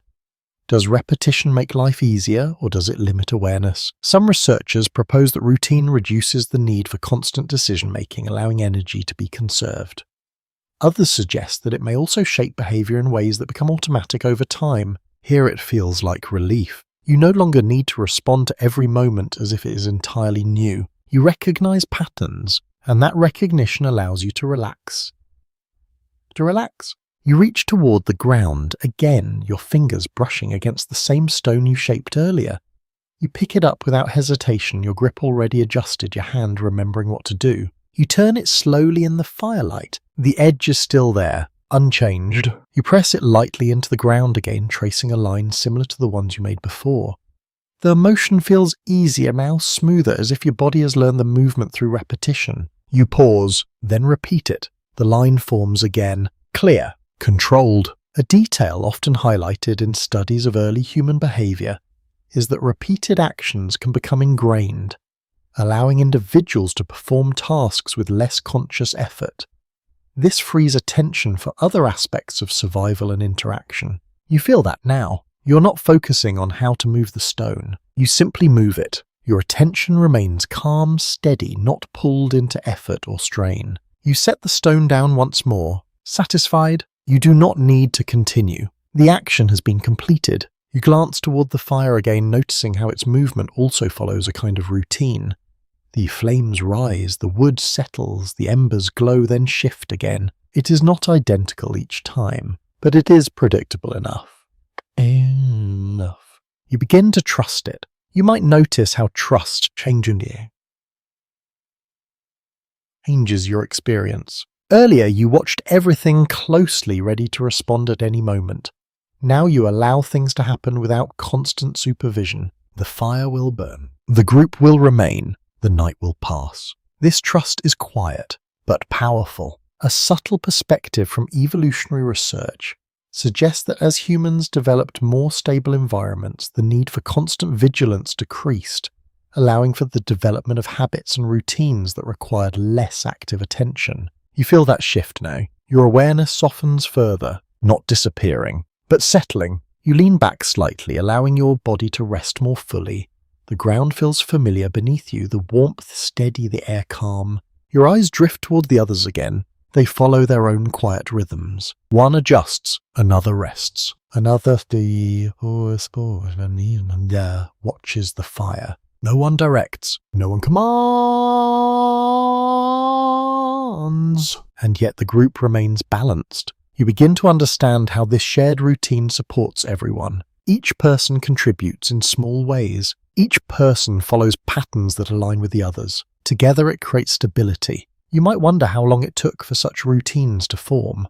Were they learned quickly, or did they emerge slowly over generations? Some scholars suggest that repeated exposure to similar environments would naturally lead to consistent behaviors. Others believe that social learning played a key role with individuals adopting actions they observed in others. Here it feels like both. You act, you observe, you repeat. The cycle continues. You close your eyes again just for a moment. The fire continues. The group remains. The night stretches on. Your breathing slows further, your body settling into a deeper state of rest. And as you remain there within this quiet repetition of movement and stillness, you begin to sense something subtle but lasting. Instinct is no longer guiding every action. Memory has taken its place in small ways, and now routine begins to shape what you do, not forcing you, but guiding you, gently, steadily. And as the fire continues to burn beside you and the quiet rhythm of the group holds you in place, you remain there, part of a pattern that is slowly becoming the foundation of something new. You remain where you are, your body resting easily against the ground, the warmth of the fire settling into you in a way that now feels completely natural. The steady rhythm of the flames no longer draws your full attention. It simply exists, reliable, familiar, present. For a while you do not move. The group around you remains quiet, each person resting within their own space, yet connected through the shared glow of the fire. Then slowly your awareness shifts again, not outward, not toward the darkness, but toward something closer. You notice the space behind you, a slight change in the air, a difference in how the wind touches your back. You turn your head gently, and for the first time you see it clearly. A simple structure, low, rough, formed from branches, stones, and layers of natural material. It does not stand tall. It does not separate you completely from the outside, but it creates a boundary, a small shelter. An established finding in early human history is that even the simplest forms of shelter marked an important shift in behavior. Rather than remaining fully exposed to the elements, humans began to create spaces that offered partial protection from wind, cold, and environmental changes. You look at it quietly. It is not perfect. There are gaps, openings where the night still passes through. But even so, it changes how the space feels. You shift slightly, turning your body more toward it. The difference is immediate. The air against your back softens. The wind no longer moves as freely across your skin. You notice how your body responds. Your shoulders relax further. Your breathing deepens. A small change, but meaningful. You move slowly, adjusting your position so that you sit closer to the structure. The ground here feels slightly different, more compacted, as if others have rested here before. You lower yourself carefully, allowing your back to rest lightly against the rough surface. The materials press gently against you, not uncomfortable, just present. You pause, feeling. The fire remains in front of you, the shelter behind you, the group around you, and within that arrangement something shifts again. You're no longer exposed on all sides. You are partially enclosed. A detail often noted by archaeologists is that early shelters were rarely fully sealed. Instead, they provided just enough coverage to reduce exposure while maintaining awareness of the surroundings. You understand that balance. You're still aware of the night, but it no longer surrounds you completely. You sit there for a moment, noticing how the air behaves differently. The wind passes over the structure, changing direction, softening before it reaches you. The sounds from behind are quieter, less defined.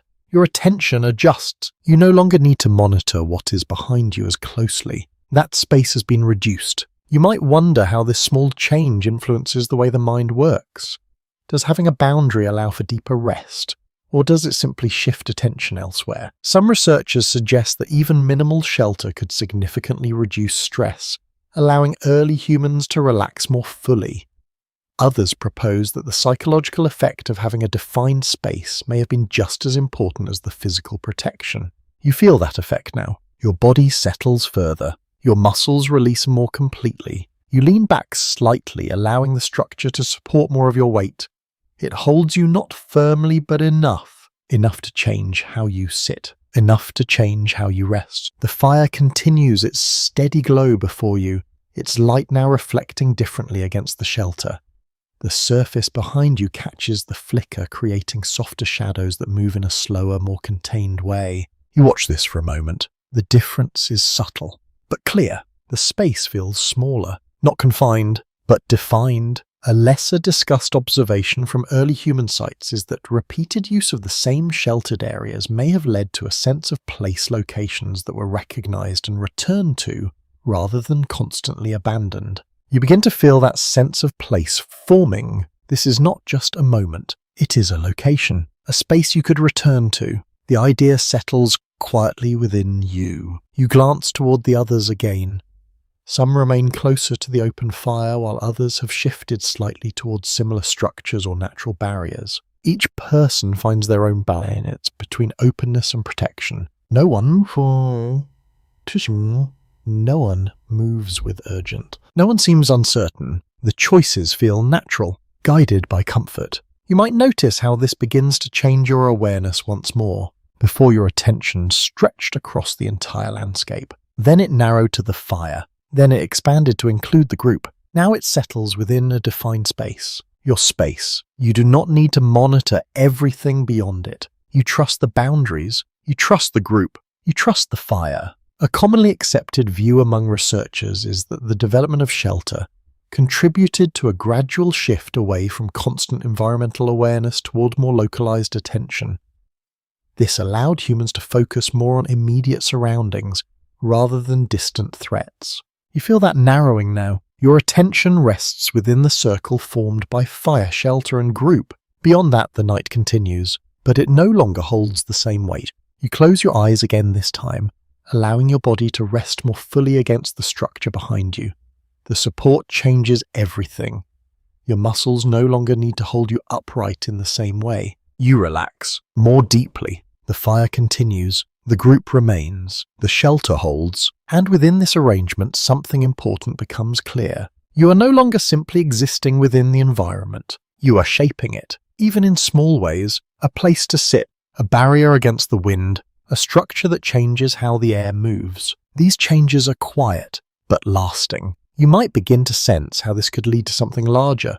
More defined shelters, more controlled spaces, environments shaped not just by nature but by human action. Some scholars suggest that this was a gradual transformation unfolding over long periods of time.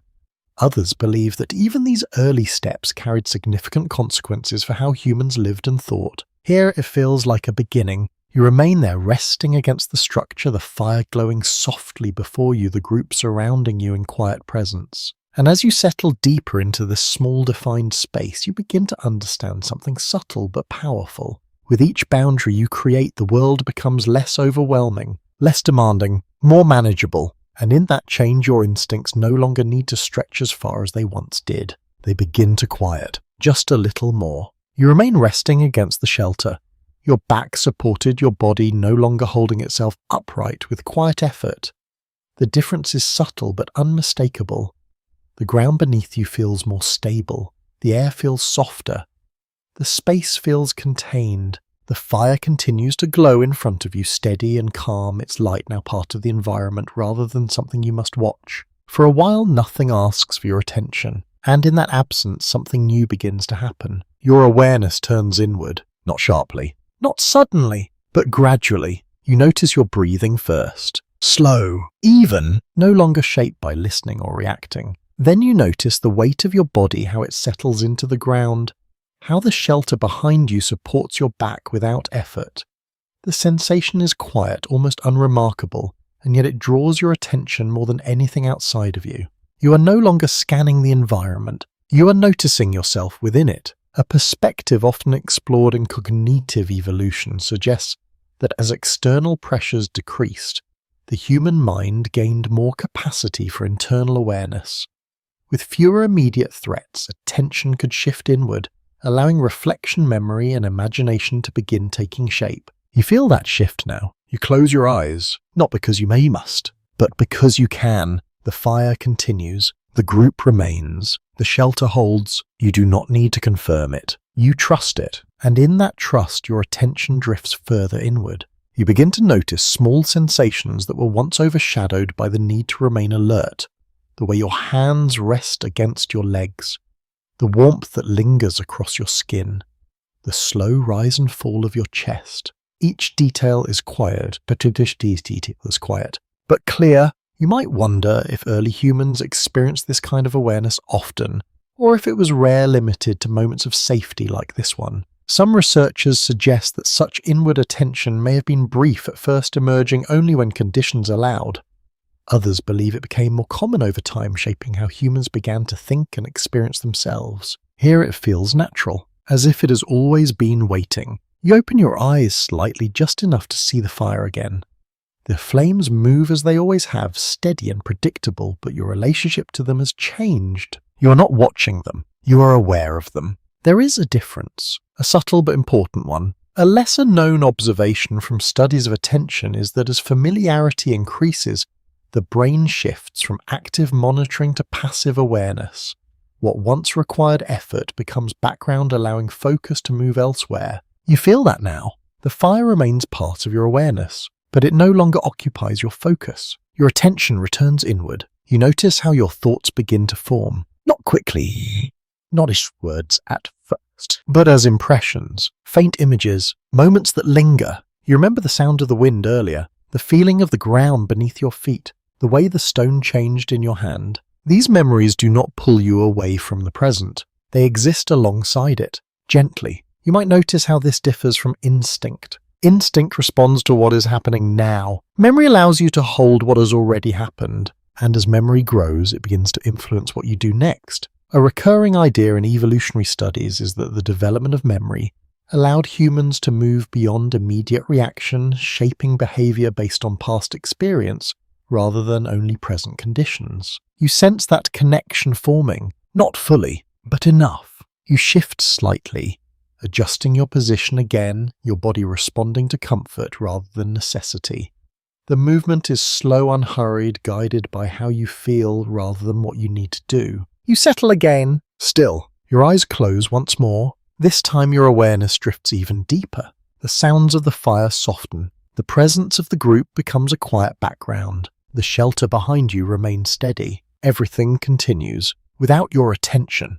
And that realization changes something. You are no longer required to hold the world in your awareness at all times. It continues on its own. You might begin to understand how this allows something new to emerge. Thought, not as reaction, but as reflection. You notice a small image forming in your mind, the stone in your hand, the way it changed when you struck it, the edge it formed. You are not holding the stone now, but you can still sense it. This is new. A curious detail often discussed in cognitive research is that the ability to imagine objects and actions without direct sensory input may have been a key step in human development.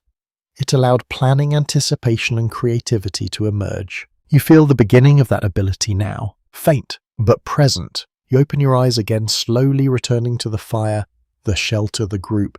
Everything is as it was, and yet you are not the same. You have carried something with you, a memory, an impression, a quiet understanding. You glance at your hands again, then at the stone beside you, then at the fire. The connection between them is no longer only physical. It exists in your mind as well. You might notice how this changes your sense of time. The moment is no longer isolated. It connects to what came before and what might come after. Some scholars suggest that this ability to connect moments may have been the foundation for more complex thinking, allowing humans to plan, predict, and imagine possibilities. Others remain cautious, noting that much of this process is difficult to trace. But here it feels simple. You remember, you imagine, you exist. You lean back slightly once more.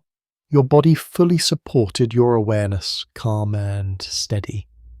The fire continues its quiet movement, the group remains close, the night stretches beyond. And within this stillness you begin to sense something subtle but profound. Your instincts are no longer the only guide. Memory has joined them, and now thought begins to take shape. Quietly, gently, without urgency.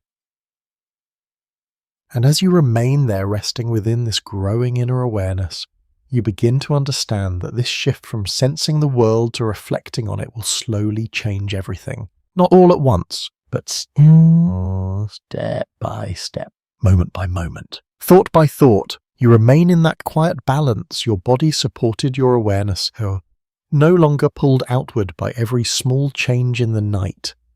The fire continues its steady glow before you, and the shelter behind you holds its place without effort. For a moment, everything feels still, and within that stillness something new begins to unfold. Not from the world around you, but from within your mind. You notice it first as a faint image. Not something you are seeing with your eyes, but something you are recalling. The movement of the fire, the shape of the stone, the way the ground looked when you pressed your hand into it earlier. These impressions rise gently without force, as if your mind is beginning to replay what it has already experienced. You are not reacting to them, you are observing them. An idea often explored in studies of early cognition is that as memory strengthened, humans may have begun to form internal representations of their surroundings, allowing them to think about objects and events even when they were not directly present. You feel that ability growing now. You close your eyes again. The fire remains, but now you see it differently. Not as light in front of you, but as something within your awareness. You can picture its movement, the way the flames rise and fall, the way the wood shifts. You do not need to look at it, and that changes something. You open your eyes again, slowly returning to the present. The fire is still there unchanged, but now it feels connected to what you just experienced. The outside and the inside linked. You might wonder how early humans began to use this ability. Did they imagine only what they had seen, Or did they begin to create new combinations, new possibilities? Some researchers propose that imagination started as simple recall, gradually becoming more flexible over time. Others suggest that even early humans may have had the capacity to combine memories into something new. Here it feels like a beginning. You glance toward the others. Their movements remain slow, quiet, grounded in the same shared rhythm. One adjusts slightly, another leans closer to the fire, another remains still. You watch them, and then something shifts again. You begin to anticipate.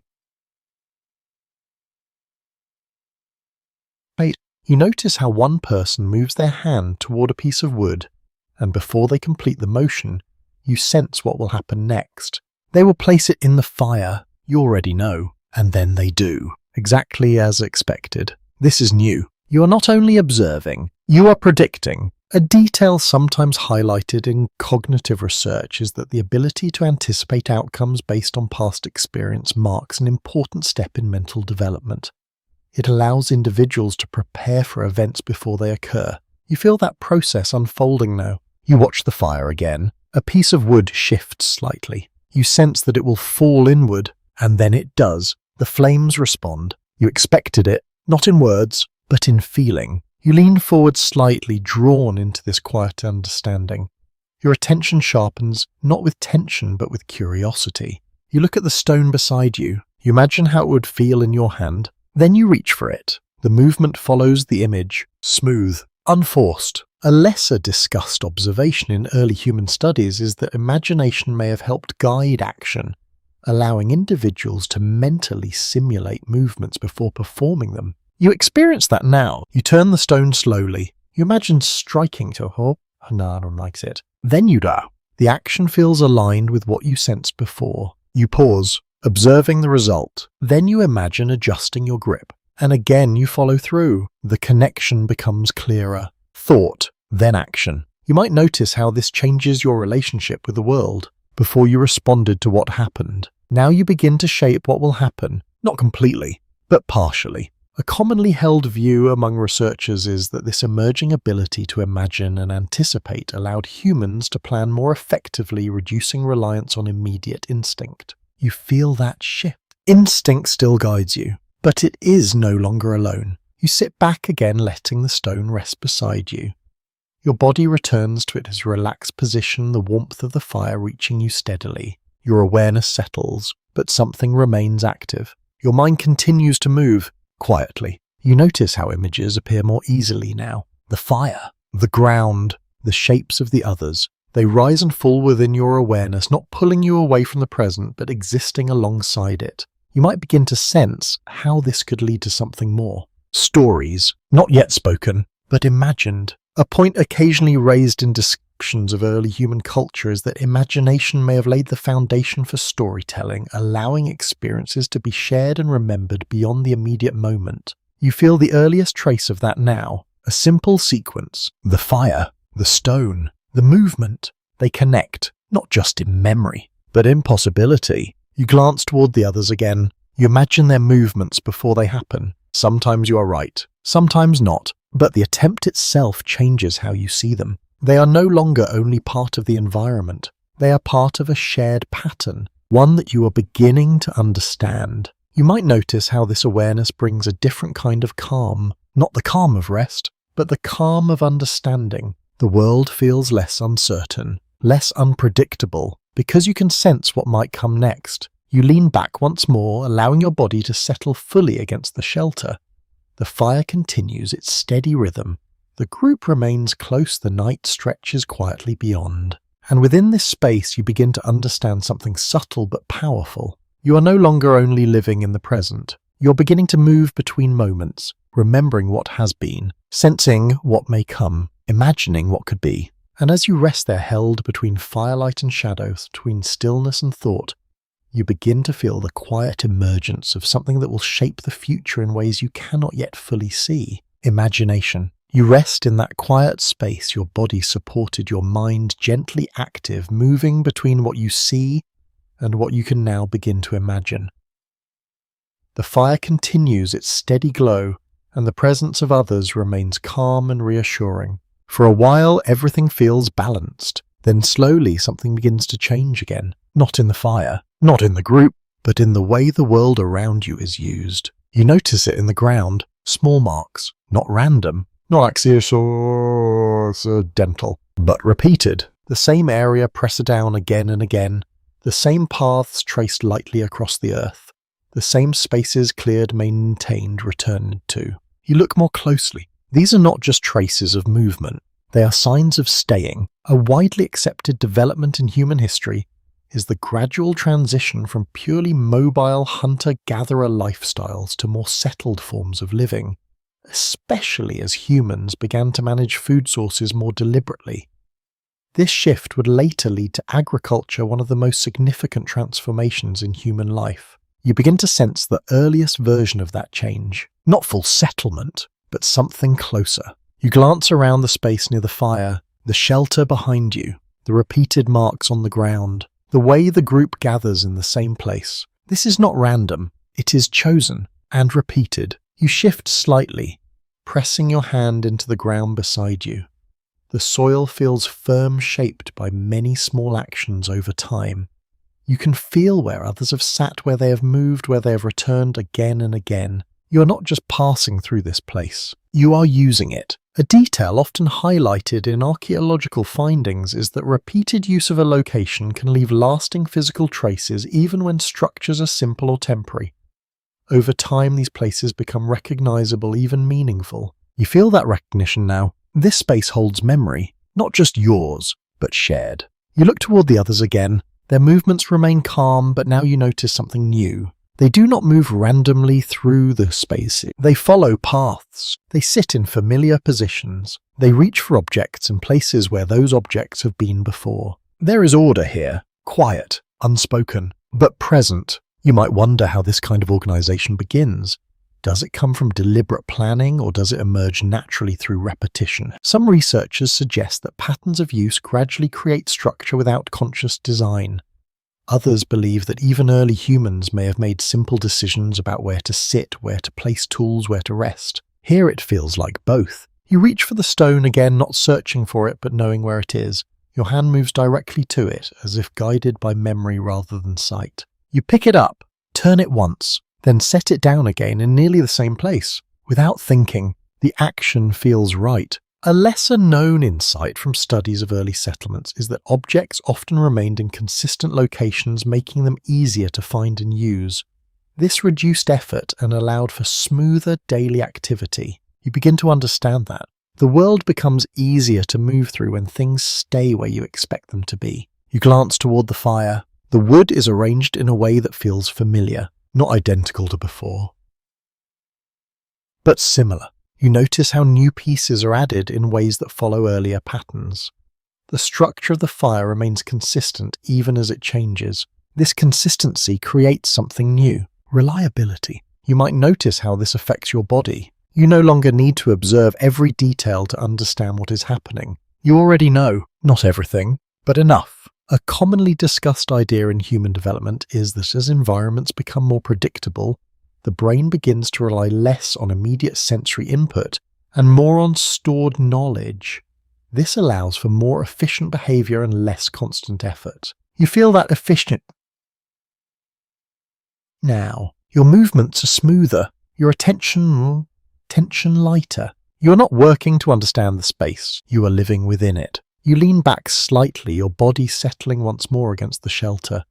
The ground, the fire, the objects around you all feel connected, forming a place that is no longer just temporary. It is becoming something else, a place. You might begin to sense how this shift changes your relationship with the world. Before you move through the environment, now you begin to shape it, not in large ways, but in small repeated actions, sitting in the same spot, placing objects in familiar locations, returning to the same shelter. These actions build something over time, structure. Some scholars suggest that this gradual creation of structured spaces was a key step toward more permanent forms of living.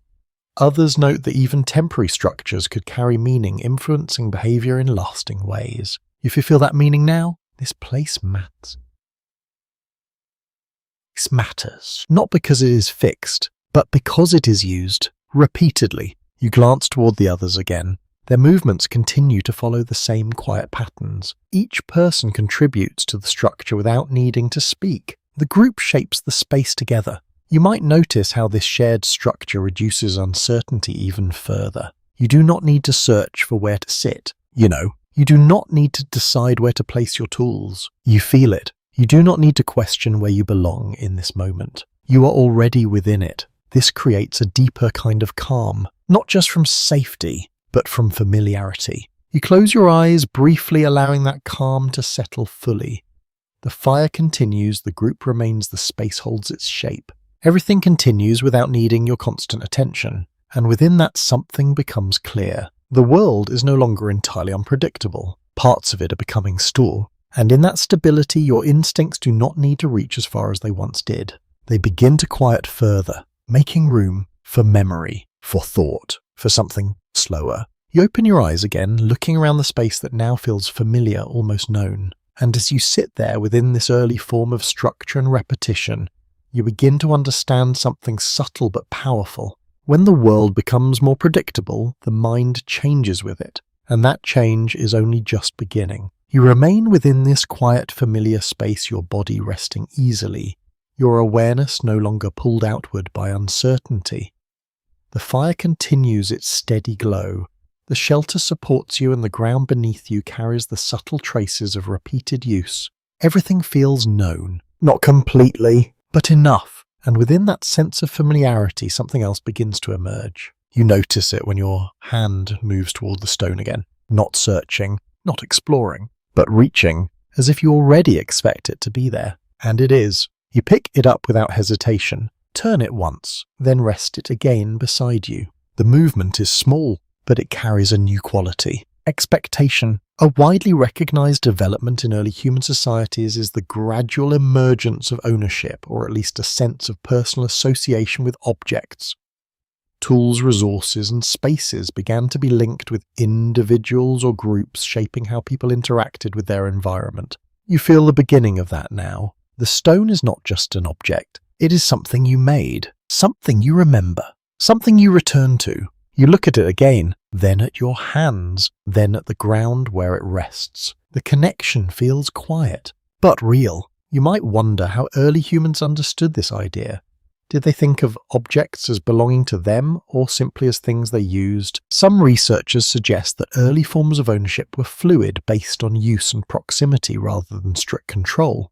Others propose that emotional attachment to certain objects may have developed alongside repeated interaction. Here it feels simple. The stone is yours because it is part of your experience. You shift slightly, adjusting your position. As you do your foot brushes against another small object, a piece of wood that has been partially burned, you glance down at it. You recognize it, not because it is unique, but because it has been here before. You move it slightly, placing it closer to the fire. The action feels natural, as if you're arranging something, not consciously, but instinctively guided by what feels right. A detail sometimes noted in archaeological studies is that early humans may have organized their immediate surroundings in subtle ways, placing objects within reach or grouping items based on use. You begin to sense that process. You look around the space near you, the fire at the center, the stones forming a rough boundary, the tools and pieces of wood placed nearby. Nothing is random, even if no one planned it fully. You might notice how this changes your awareness once again. You are no longer only responding to the environment. You are managing it, in small ways, quiet ways, but meaningful. You reach toward the ground again, adjusting another piece of wood slightly.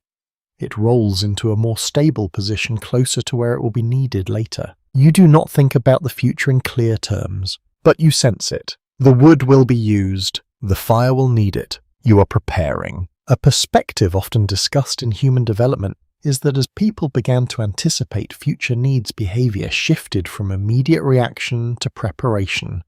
This marked an important step toward planning. You feel that shift now. You are not acting because something is happening. You are acting because something will happen. The difference is subtle, but important. You lean back slightly, your body still relaxed, your movement still calm. The fire continues, the group remains, the space holds its quiet structure. but now you are interacting with it differently. You look toward the others again. One of them reaches for a piece of wood, but not the one you moved. They reach for another. You notice this. Each person has their own small space, their own objects, their own movements, yet everything still connects. A lesser explored observation from early human studies is that shared spaces may have included individual zones of activity where each person interacted with specific tools or resources while still contributing to the group as a whole. You begin to feel that balance. The space is shared, but your place within it is your own. You might notice how this affects your sense of identity, not in words, not as a concept,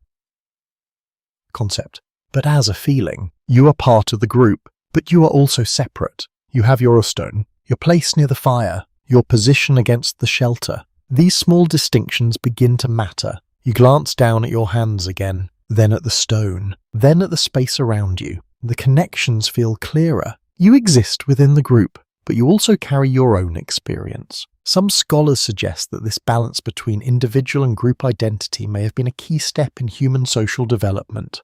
Others note that the boundaries between these roles likely remained fluid for a long time. Here it feels natural, not defined, but present. You shift slightly again, adjusting your position, your body responding to comfort rather than necessity. The movement causes a small change in the space around you.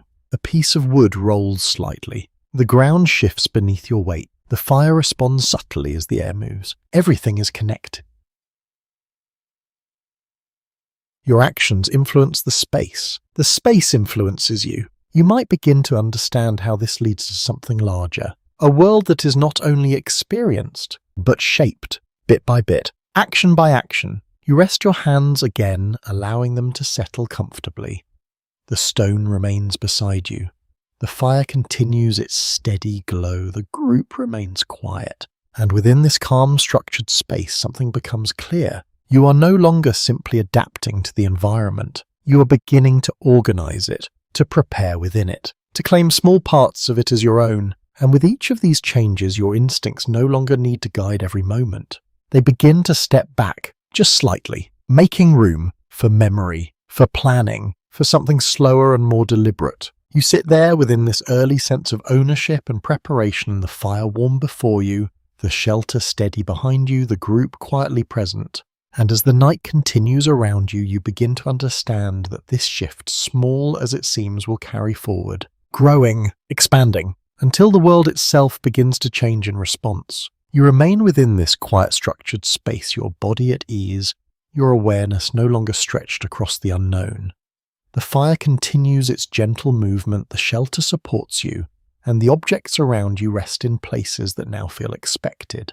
Nothing feels random anymore. Not entirely. And within that growing sense of order, something else begins to shift. You notice it when you look beyond the immediate circle. The land is still there, open, wide, but your attention does not move toward it as easily as before. Instead, it returns here, to this place, to this arrangement of fire, shelter, and group. You feel it as a quiet preference, a pull, an emerging sense that this is where you belong, at least for now. A broad consensus among archaeologists holds that as humans began to reuse specific locations, certain places became temporary hubs of activity.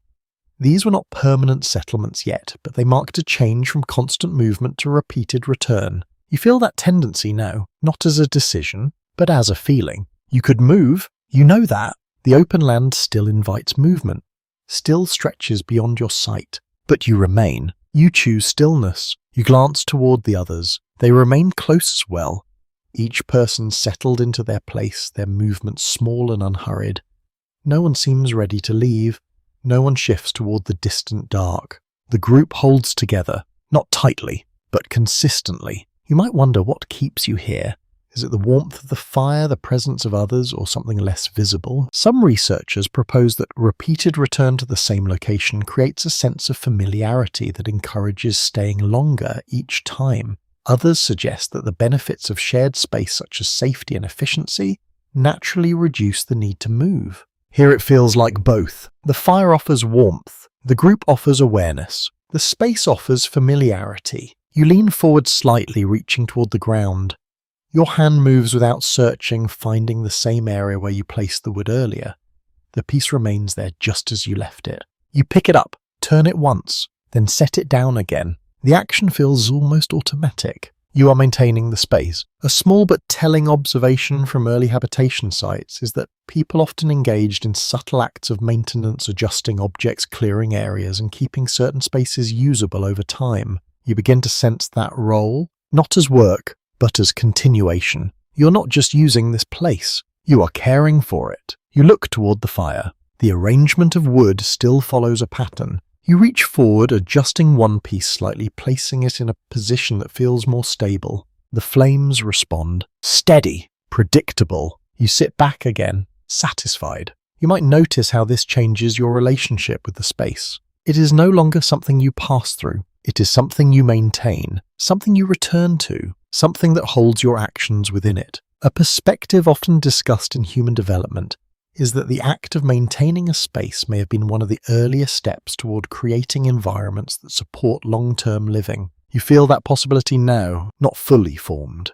but present. You glance outward again toward the open land. It remains unchanged. The same distant shapes, the same quiet movement, but your connection to it has shifted. It no longer defines your experience. This place does. You turn your attention back to the group. Their presence remains steady. One adjusts their position. Another reaches for a tool. Another remains still, eyes half closed. Each movement fits within the space. Nothing feels out of place. A lesser-known insight from early human studies is that as groups spent more time in shared locations, their movements began to align with the space itself, creating a kind of rhythm that was both individual and collective. You begin to feel that rhythm. You move slightly, then become still. Someone else shifts, then rests. The fire continues. The cycle holds. You might notice how this rhythm reduces the need for constant awareness even further. You do not need to anticipate every change.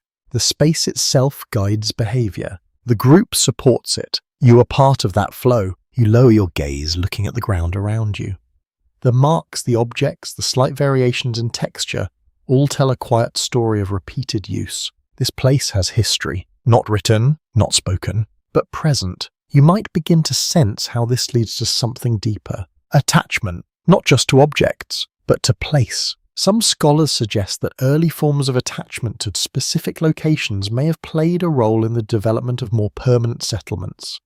Others argue that mobility remained central for a long time, even as certain places became more important. Here it feels like a beginning. You are not fixed, but you are connected. You shift slightly, leaning back once more against the shelter.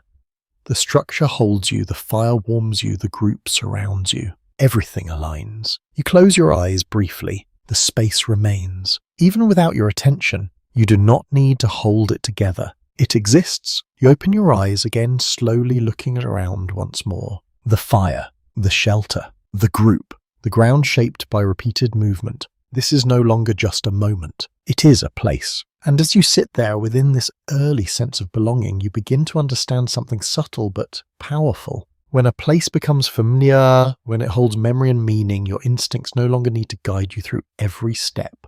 They begin to quiet, replaced by recognition, by expectation, by a growing sense that not everything is unknown. You remain there still and calm within a space that now feels almost known. And as the night continues around you, you begin to sense that this shift from movement to return from passing through to staying will shape the future in ways that are only just beginning to unfold. You remain within this familiar place, your body settled, your awareness calm, your movements now guided more by expectation than by uncertainty. The fire continues its steady glow, the shelter supports you, and the group remains quietly present. Everything feels aligned. For a while you do not move. And then slowly you begin to notice something different. Not in the space, but in your body. You shift slightly, adjusting your position, and you become aware of how little effort the movement requires. Your muscles respond smoothly, without tension, without urgency. There is no need to prepare, no need to react quickly. Your body moves, and then rests again. A widely recognized trend in human development is that as environments became more stable, physical demands on the body gradually changed. Constant movement, long distances, and immediate reactions became less necessary in certain contexts, especially as people spent more time in familiar spaces. You feel that change now, not as weakness, but as ease. You lean forward slightly, reaching toward a piece of wood near the fire. Your movement is slow, deliberate, not driven by necessity but by intention. You adjust the wood, placing it closer to the flames. The fire responds, steady, predictable. You sit back again, no urgency. No strain. You might notice how different this feels compared to earlier moments. Before, every movement carried weight. Every step required attention. Now your body moves with less effort, more fluidly. Some researchers suggest that as humans began to rely more on tools, fire and structured environments, physical exertion shifted from constant survival activity to more specific tasks. Others propose that this change occurred gradually, varying across different groups and environments. Here it feels subtle, but present. You rest your hands on your legs, noticing how they no longer hold tension. Your fingers lie relaxed, your arms supported by the ground and the shelter behind you. You do not need to remain ready. Your body understands this. A detail often mentioned in studies of early human activity is that posture and movement patterns can reveal how much effort is required in daily life. More relaxed positions often indicate reduced immediate pressure to act. If you feel that relaxation now, not complete, but enough, you glance toward the others. Their movements reflect the same shift. No one moves quickly. No one appears strained. Each person adjusts slowly, resting between movements, conserving energy without thinking about it. The group shares this rhythm. You might begin to sense how this affects your body over time. When movement is no longer constant, when effort is no longer required at every moment, something changes. Your muscles no longer need to remain ready. Your body no longer needs to respond instantly. It begins to adapt. You stretch your hands slightly, feeling the range of motion. The movement is smooth, controlled, but there is a softness to it, a lack of urgency that was not present before. You lower your hand again, resting. A lesser discussed observation from evolutionary studies is that the human body adapts not only to what it does, but also to what it no longer needs to do.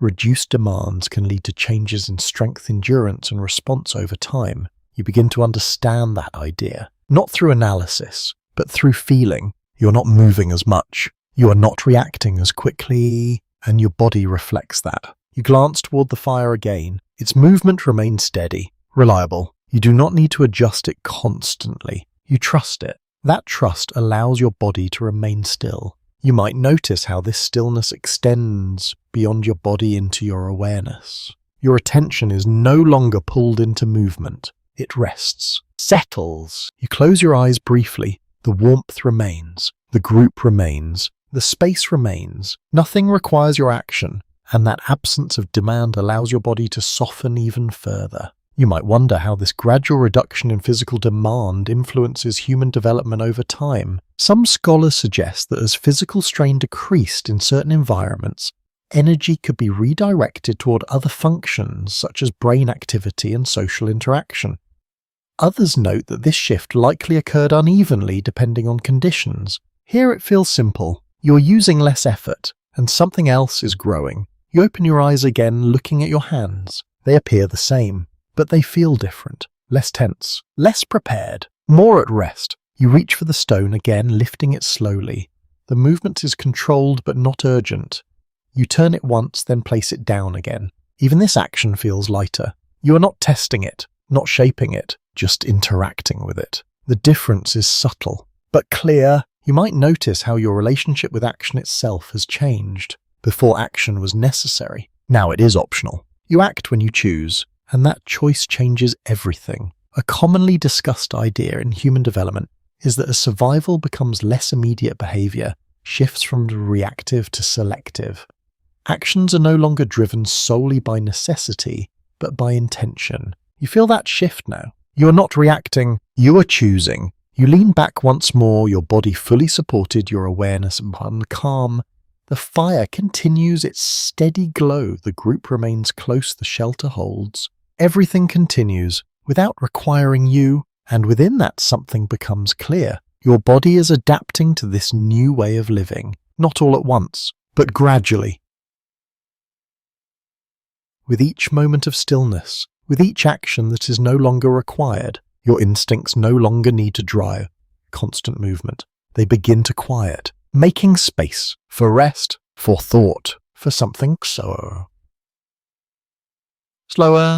You sit there, your body relaxed, your movements minimal, your awareness steady. And as the night continues around you, you begin to sense that this shift from constant motion to stillness, from effort to ease, will shape the human body in ways that extend far beyond this single moment, changing not just how you move, but how you live. You remain settled in your place, your body supported, your movements slow and minimal, your awareness no longer pulled outward by constant change. The fire continues its steady glow. The group remains calm and the space holds its quiet structure.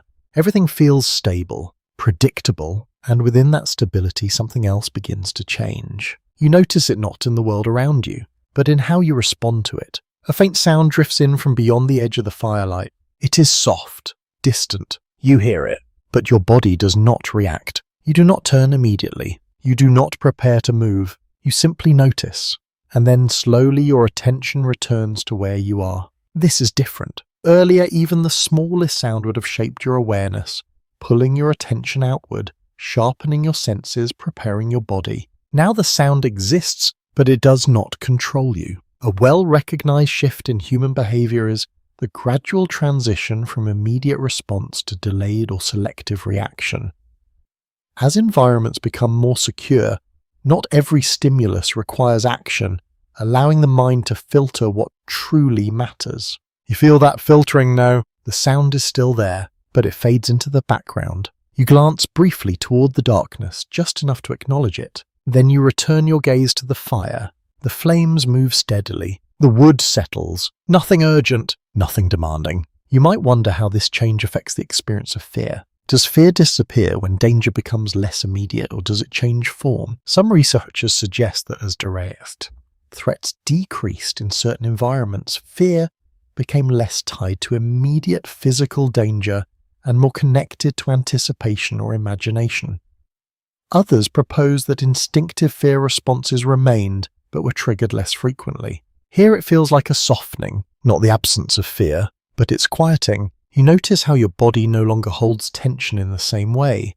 Your shoulders remain relaxed. Your breathing stays slow. Your hands do not tighten or prepare. Even when something is heard, even when something moves, you remain still. A subtle insight from studies of human perception is that the brain begins to ignore repeated non-threatening stimuli over time.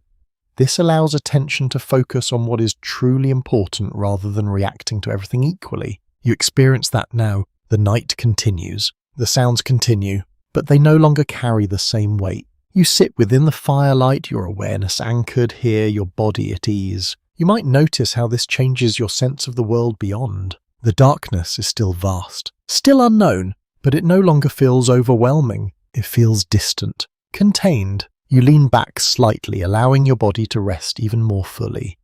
The shelter supports you, the ground holds you, the warmth reaches you steadily. Nothing requires your movement, nothing demands your response. And within that, something new emerges. You're not only choosing when to act, you're choosing when not to act. A commonly discussed idea in cognitive development is that the ability to inhibit responses to pause rather than react marks an important step in mental control.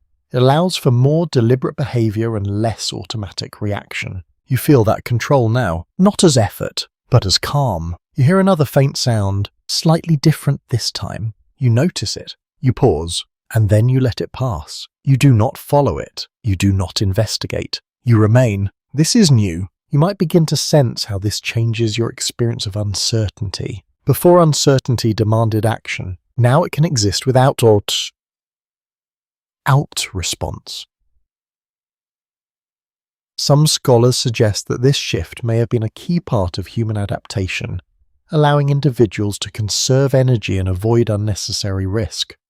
Others note that it may also have opened the door to more complex thinking, as not every moment required immediate attention. Here it feels like quiet strength. You're not ignoring the world. You are choosing your engagement with it. You glance toward the others. They remain calm as well. No one reacts sharply. No one shifts with urgency. The group shares this stillness. this restraint. You might notice how this shared calm reinforces your own. When no one reacts, there is no signal of danger. The absence of reaction becomes its own message. You trust it. A lesser-known observation from studies of group behavior is that individuals often take cues from others when deciding how to respond. If the group remains calm, individuals are more likely to remain calm as well. You feel that now. The group holds the space. You rest within it. You lower your gaze again, watching the fire as it continues its steady movement. The flames rise and fall, predictable, familiar. You do not need to watch them closely. You know them. You might notice how this familiarity extends beyond the fire, the space, the group, the patterns of movement. Everything feels known enough, and because of that, your instincts do not need to remain fully active. They quiet. Further, you close your eyes again, not fully asleep, not fully awake. Balanced. The sounds continue. The fire remains. The group surrounds you, and within this quiet, controlled awareness, something becomes clear. You are no longer driven by every signal. You are guided by choice. You decide what matters. You decide what to follow. You decide when to act. And as you rest there within this calm, selective awareness, you begin to understand something subtle but powerful. Fear is no longer the constant force shaping your experience. It becomes something quieter, something that rises only when needed. And in that change, your mind gains space. Space for thought, space for reflection, space for something new to grow. You remain within the quiet circle of firelight, your body resting, your awareness calm and selective. The night continues beyond, but it no longer reaches you in the same way. Your attention rests here, anchored in warmth, in familiarity, in the steady presence of others. For a while, everything feels unchanged, and then slowly you begin to notice something subtle. The light, not just the fire, but how light itself shapes what you see. You open your eyes a little wider, watching how the flames illuminate the space around you.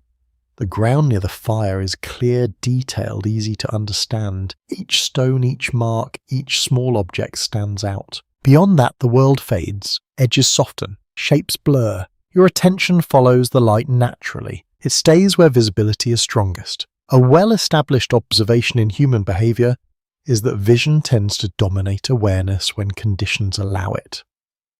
When light is present, humans rely more heavily on sight, often reducing dependence on other senses such as hearing or smell. You feel that shift now. Earlier you listened, you sensed, you noticed everything. Now you look, and that changes how you understand the world. You focus on what is visible, what is clear, what is illuminated. You might wonder how this influences your senses over time. If you rely more on sight, what happens to the others? Some researchers suggest that increased use of firelight may have gradually shifted human sensory priorities, placing more emphasis on vision and less on constant auditory awareness. Others argue that all senses remained important but were used differently depending on the situation. Here it feels like a gentle shift. You still hear the night, but you do not rely on it. You trust what you can see. You lean slightly forward, watching how the firelight moves across the ground.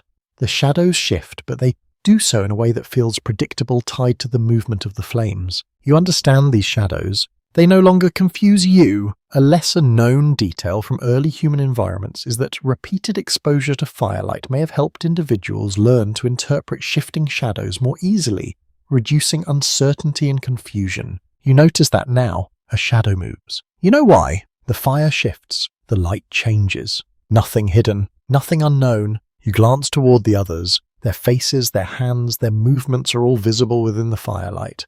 You do not need to guess what they are doing.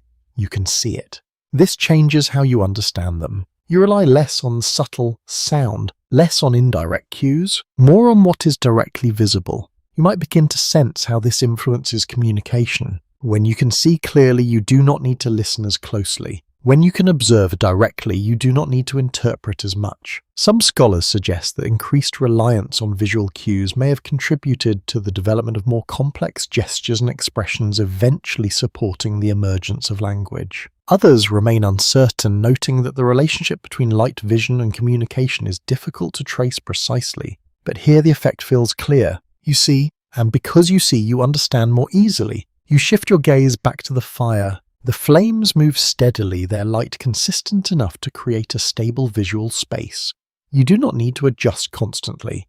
Your eyes remain relaxed, your attention steady. You might notice how this affects your body. Your head does not turn as often. Your ears do not strain. Your posture remains still. You are guided by sight, and that guidance simplifies your experience. A commonly discussed idea in sensory research is that when one sense becomes dominant, others may become less active, not disappearing but contributing less to overall awareness. You feel that balance now. Your hearing remains, your sense of smell remains, but they rest in the background. Your vision leads, you glance outwards toward the edge of the firelight. The darkness begins there, but it feels less defined now.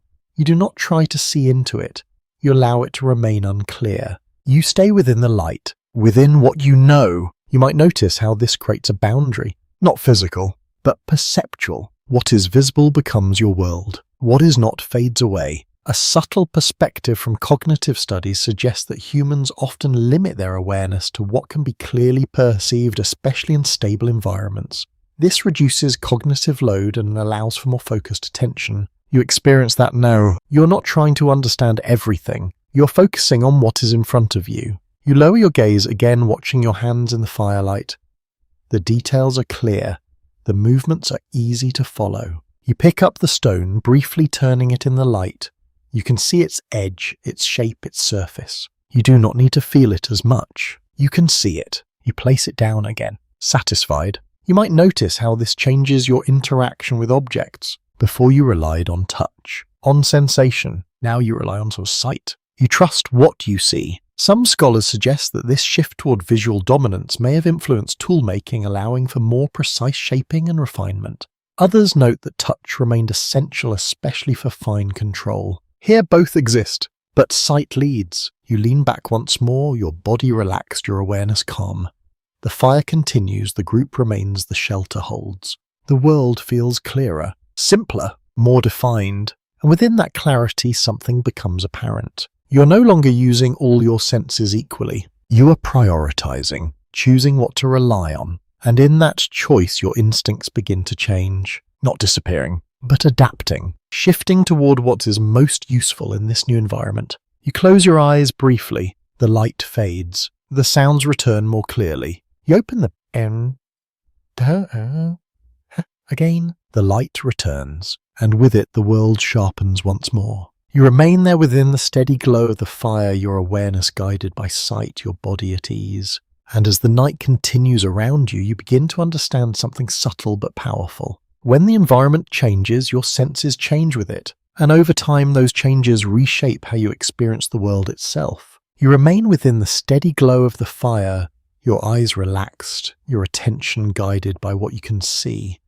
The world feels clearer here, shaped by light, defined by edges, softened by shadow. For a while, everything feels simple, visible, understandable, and then slowly something else becomes apparent. You notice what you are no longer paying attention to. The sounds. They are still there. The faint movements in the distance. The quiet shifting of the air. The subtle presence of life beyond the firelight. But they no longer reach you in the same way. You hear them, but you do not follow them. A recurring observation in sensory research is that when one sense becomes more dominant, others may become less central to awareness. This does not mean they disappear, but they require more attention to notice. You feel that now. Your ears no longer guide you into you. They wait. You tilt your head slightly, listening for a moment. The night offers its quiet sounds, but they feel distant, unimportant. You return your attention to the fire, to the light, to what you can see. You might wonder what happens when a sense is no longer used as often. Does it weaken, or does it simply remain unused until needed? Some researchers suggest that unused abilities can become less sharp over time, shaped by the environments in which they are or are not required.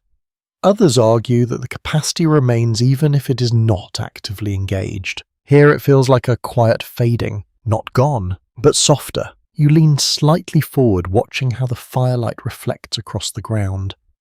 The details are clear, the patterns easy to follow. You do not need to listen for what is happening. You can see it. You glance toward the others. Their movements are visible. Their actions clear. You understand them without needing to sound. This changes how you connect with them. You rely less on subtle noises, less on shifts in breathing, more on what is directly in front of you. A detail sometimes noted in studies of early human communication is that visual signals may have become more prominent in environments where visibility was improved, especially around firelight. You begin to sense that shift. You watch. You understand. Without needing to hear, you lower your gaze again, looking at your hands. The firelight reveals every small movement, every slight change in position. You pick up the stone once more, turning it slowly, observing its shape. You do not need to feel its edge as carefully. You can see it. You place it down again. Your movements are guided by sight. You might notice how this changes your awareness of space. You are less concerned with what lies beyond the visible, less aware of what you cannot see. Your world narrows, not in a limiting way, but in a focusing way. You remain within the light, within what is known. A subtle insight from cognitive studies suggests that humans often prioritize information that is easiest to process, especially in stable environments. Visual clarity reduces uncertainty, making it easier to understand surroundings without constant effort. You feel that ease now. You are not searching. You are not interpreting. You are simply seeing. You glance outward briefly toward the darkness. The shapes there remain unclear. You do not try to understand them. You let them be. Your attention returns to the fire, the group, the space. You might begin to sense how this shift affects your instincts. Before sound guided you, now it does not. Before you reacted to subtle changes in the environment, now you wait for what is visible. This delay changes everything. You are no longer responding immediately. You are responding selectively. A commonly discussed idea in behavioral studies is that when immediate sensory cues become less critical, reaction times may shift, becoming slower but more deliberate. You feel that now. You hear a faint sound. You pause. You do not move. You wait. If it becomes visible, you will respond. If not, you remain still. This is new. You might notice how this creates a different kind of calm. Not the calm of silence, but the calm of focus. You're not overwhelmed by input. You're guided by clarity. You glance toward the others again. They follow the same pattern. Their eyes move. Their bodies remain still. No one reacts to distant sounds. The group shares this shift. A lesser discussed observation from early human environments is that group behavior can reinforce sensory priorities. When everyone relies on the same cues, those cues become more important while others fade into the background. You feel that reinforcement now. The group watches, so you watch. The group remains still, so you remain still. You lower your gaze once more. The firelight steady, the ground clear, the space familiar. Everything you need is visible, everything outside that fades. You close your eyes briefly. The sounds return, softer, but present. You open them again. The light returns, and with it your focus. You remain there, your awareness guided by sight, your hearing quiet, your body still. And as the night continues around you, you begin to understand something subtle but powerful. When one sense leads, others follow, or fall behind. And over time, that balance begins to change not just how you perceive the world, but how you respond to it. Your instincts adjust, quietly, gradually, until what once guided you no longer holds the same play, and something new takes over. You remain within the steady glow of the fire. Your body is still, your awareness guided by what is visible and familiar. The group rests quietly around you, each person settled into their place, their movements slow and measured. The space feels ordered, not rigid, but consistent. And within that consistency, something else begins to emerge. You notice it in the way people move, not just how they sit or how they rest, but how they act in relation to one another. One person reaches toward the fire, another waits. One shifts closer, another just to make space. There is a pattern here, not of instinct, but of coordination. A perspective often explored in social anthropology is that as groups became more stable, behavior began to be shaped not only by environment but by shared expectations. Individuals learned what actions fit within the group and which did not. You begin to sense those expectations, not as rules, but as a quiet understanding. You reach slightly toward the fire, then pause. Another hand is already there. You wait, without thinking, without effort. The moment passes, then you move. This is new. You are not only responding to the environment, you are responding to others. You might wonder how such patterns begin. Do they arise from deliberate agreement, or do they form naturally over time? Some researchers suggest that repeated interaction leads to predictable behavior which gradually becomes expected. Others believe that even without language, groups can develop shared norms through observation and experience. Here it feels natural. You do not need to be told. You feel when to act and when to wait. You glance toward the others again. Their movements follow similar rhythms. No one interrupts. No one moves abruptly. Each action seems to fit within a larger flow. A lesser-known insight from studies of early human groups is that social harmony may have been maintained through subtle behavioral cues rather than explicit rules. Individuals adjusted their actions based on the responses of others. You feel that adjustment now. You shift slightly. Someone else shifts in response. The space rebalances quietly. You might notice how this changes your awareness. You're no longer focused only on the environment, or even on your own actions. You are aware of the group, of how your movement fits within it. This awareness shapes what you do. You lean back slightly, allowing your body to settle again.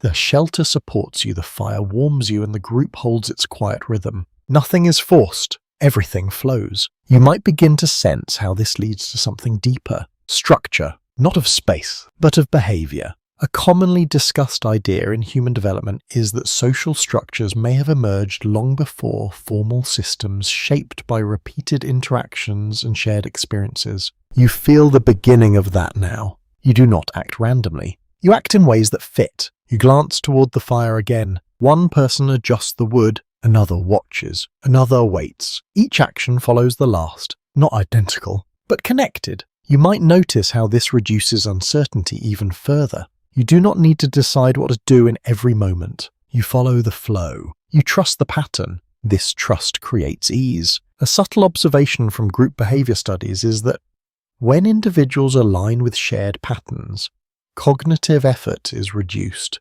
Decisions become simpler, guided by expectation rather than constant evaluation. You feel that simplicity now. You are not choosing from many options. You are moving within a known rhythm. You shift your position slightly. The ground adjusts beneath you. The space responds. No disruption, only continuation.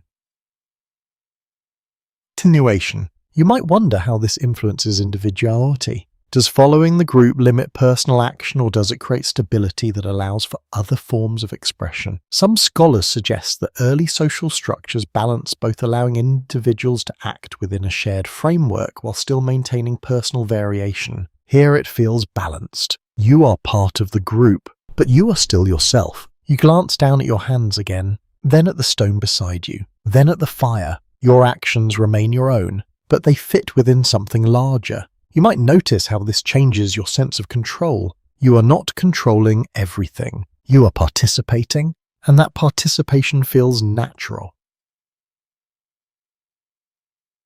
You close your eyes briefly. The group remains. The fire continues. The space holds. You do not need to monitor it all. The structure supports itself. You open your eyes again. Nothing has changed, and yet everything feels more stable.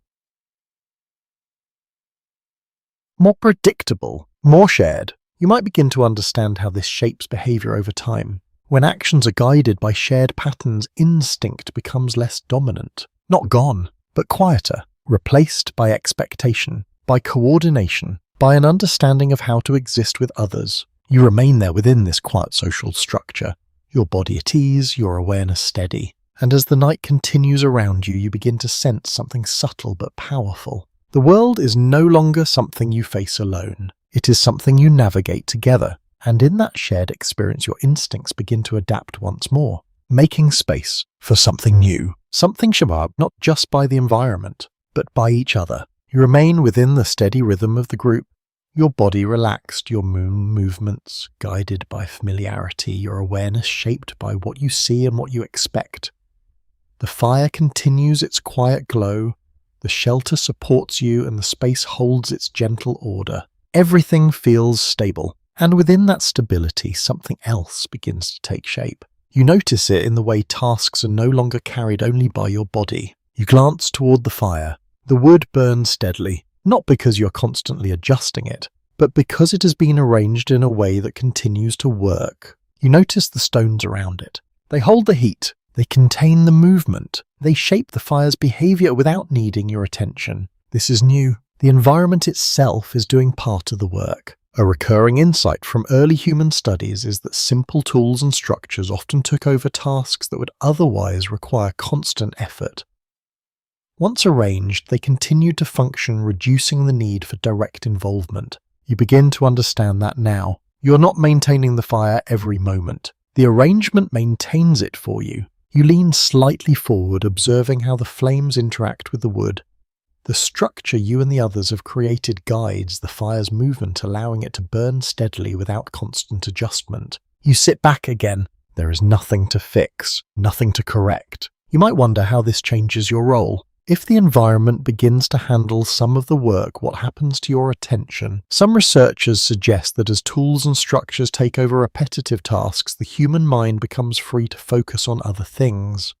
Others propose that this shift was gradual, with humans still closely involved in maintaining their surroundings. Here it feels like a quiet release. You do not need to do everything. You allow things to continue. You glance toward the others. One of them adjusts a piece of wood, then stops. The fire continues. Another shifts a stone slightly, then rests. The structure holds. Each action is small, but the results last. A lesser discussed observation from archaeological findings is that even simple arrangements such as stone circles around fires could significantly reduce effort over time by stabilizing heat and controlling fuel use. You feel that stability now. The space works without constant input. You might notice how this changes your relationship with effort. Before, survival required constant action. Now effort is applied in moments, then released. You reach toward the ground, adjusting a small piece of wood near you. You place it where it will be needed, not now, but later. Then you stop. You do not continue. You trust that it will remain there, that it will be used when needed. This is preparation. But it is also delegation. The object holds its place. The future holds the action. You might begin to sense how this leads to something larger. A world where not every task must be done in the moment. A world where systems begin to form. A commonly explored idea in human development is that as tools and systems become more reliable, human behavior shifts toward managing processes rather than performing every action directly. You feel that shift now. You are not controlling every detail. You are setting conditions and allowing them to continue. You lean back slightly, your body relaxing even further. The shelter supports you, the fire continues, the group remains steady. Everything holds itself together. You might notice how this affects your instincts. When the environment becomes more stable, when tasks require less immediate response, instinct becomes less dominant. Not gone, but less central. You no longer need to react to every change. You trust the structure. You glance again toward the fire. It burns steadily, without your constant attention. You glance toward the others. They rest. They move occasionally, but they do not manage everything at once. The group shares the responsibility, and the environment supports it. A subtle insight from studies of human systems is that as external supports increase, internal demands decrease. The more the environment handles, the less the individual must. You experience that now. Your body rests. Your mind remains calm. You're not driven to act. You're free to observe. You might notice how this creates space, not physical space, but mental space. You are no longer occupied by constant action. Constant action. Your awareness can drift. You can think. You can imagine. You can simply be. You pick up the stone again, turning it slowly in your hand. You do not need to shape it further. It already serves its purpose. You place it down again. No effort required. No action needed. This is enough. You might begin to understand how this changes the pace of life. Before, every moment required. Now some moments require nothing, and in those moments something new can emerge. Thought, reflection, possibility. Some scholars suggest that this reduction in constant activity may have played a role in the expansion of human cognition, allowing the brain to engage in more complex processes. Others note that this likely varied depending on environment and conditions, but here it feels clear. You are doing less and becoming more. You rest your hands again, your body fully relaxed. your awareness steady. The fire continues its quiet glow, the shelter holds, the group remains. Everything functions without constant effort, and as you sit there within this early system of shared work and supportive environment, you begin to understand something subtle but powerful. When the world begins to work with you rather than against you, your instincts no longer need to lead every moment. They step back, allowing something else to take their place. Something slower, something more deliberate, something that will continue to grow. You remain seated within this quiet self-sustaining space, your body relaxed, your movements minimal, your awareness no longer pulled by the constant demand. The fire continues without your guidance, the shelter holds its shape, and the group rests in a shared rhythm that feels steady and familiar. Nothing asks for urgency, and within that absence, something deeper begins to change. You notice it not in what you do, but in how you think. You sit still, your eyes resting on the fire, and you begin to sense how your mind moves differently now. Thoughts do not come as quick reactions, they do not push you to act. They unfold slowly, one after another, connected. You remember the stone, then the action of shaping it, then the result. These are not separate moments anymore. They form a sequence, a chain. A widely supported view in neuroscience is that repeated behaviors strengthen connections in the brain, allowing actions and thoughts to become more efficient over time.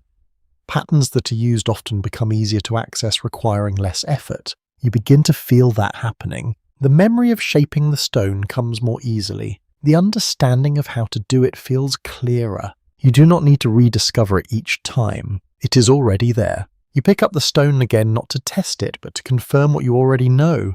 Your hand moves confidently, your grip steady, your motion precise. You turn it once, then set it down. No hesitation, no adjustment. The knowledge is held within you. You might wonder how this changes the mind over time. If actions become easier, if patterns become familiar, what happens next? Some researchers suggest that as certain tasks become automatic, the brain frees up capacity for more complex thinking.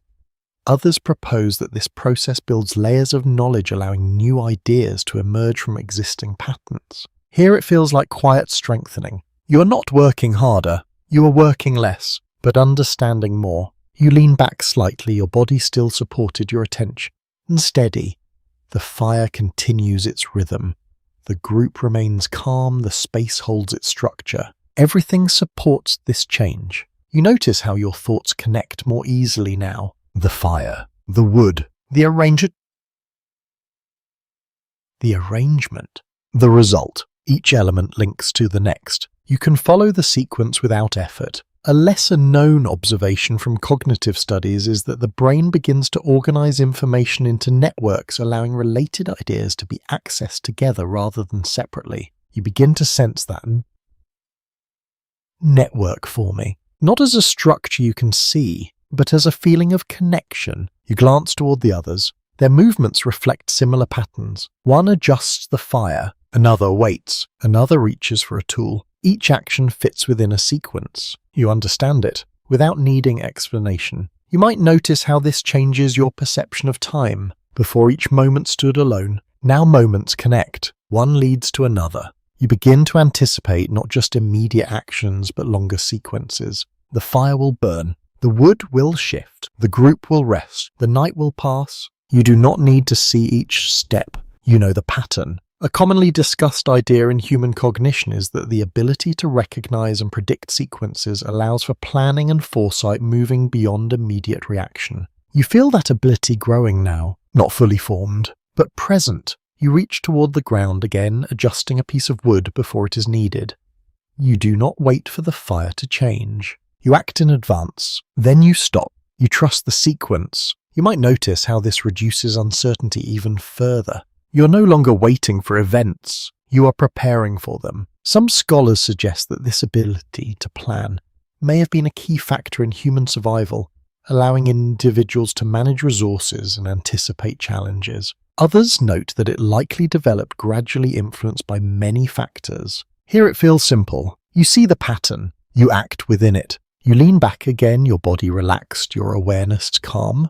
The fire continues, the group remains, the shelter holds. Everything follows its course, and you understand it. You might notice how this affects your instincts. When patterns are clear, when outcomes are predictable, instinct no longer needs to guide every decision. It becomes quieter, less urgent. You rely more on understanding, on memory, on connection. You close your eyes briefly. The sequences remain. You can sense them even without seeing. The fire, the group, the space. All continue. You open your eyes again. Nothing has changed because you expected it. You remain there within this growing network of understanding your body at ease, your mind steady. And as the night continues around you, you begin to sense something subtle but powerful. Your brain is changing, not physically in a way you can feel, but functionally. It is organizing, connecting, strengthening patterns, and in doing so, it is slowly shifting the way you experience the world. From instinct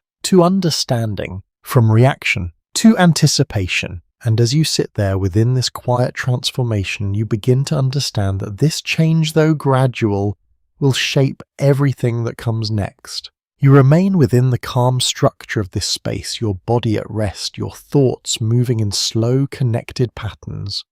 The fire continues to glow, the group remains steady, and the night stretches quietly beyond what you can see. Everything feels familiar now, not completely known,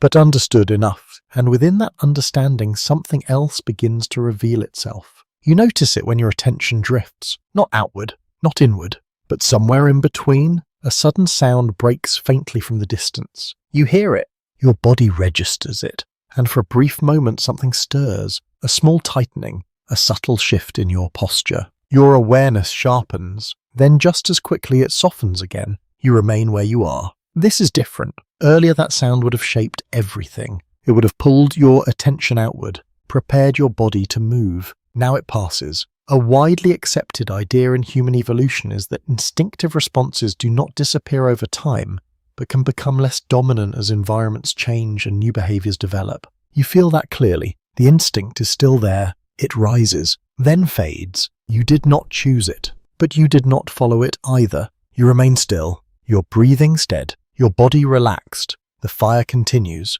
the group remains calm, nothing else reacts, and that tells you something. You might wonder what happens to instincts when they are no longer needed as often. Do they weaken? Do they remain hidden? Some researchers suggest that instinctive responses become less frequent, but remain ready activated only under certain conditions. Others propose that they may change form, becoming less physical and more subtle. Here it feels like quiet presence. Your instincts have not left you. They wait. You glance toward the others. One of them shifts slightly at the sound, then settles again. The response is shared. Brief, then gone. A subtle observation from behavioral studies is that instincts can still operate beneath conscious awareness, influencing small movements and reactions even when they do not lead to full action. You experience that now. Your body noticed. Your mind acknowledged, but you did not act. You might notice how this creates a new kind of balance. Instinct exists, but it no longer leads. It follows. It supports. It signals, but it does not control. You lean back slightly. Your body fully supported your awareness, calm once more. The fire continues its steady rhythm. The group remains, the shelter holds. Everything returns to stillness. You might begin to sense how this changes your relationship with the world. Before instinct guided every movement. Now it becomes one voice among many. Memory guides you. Understanding guides you.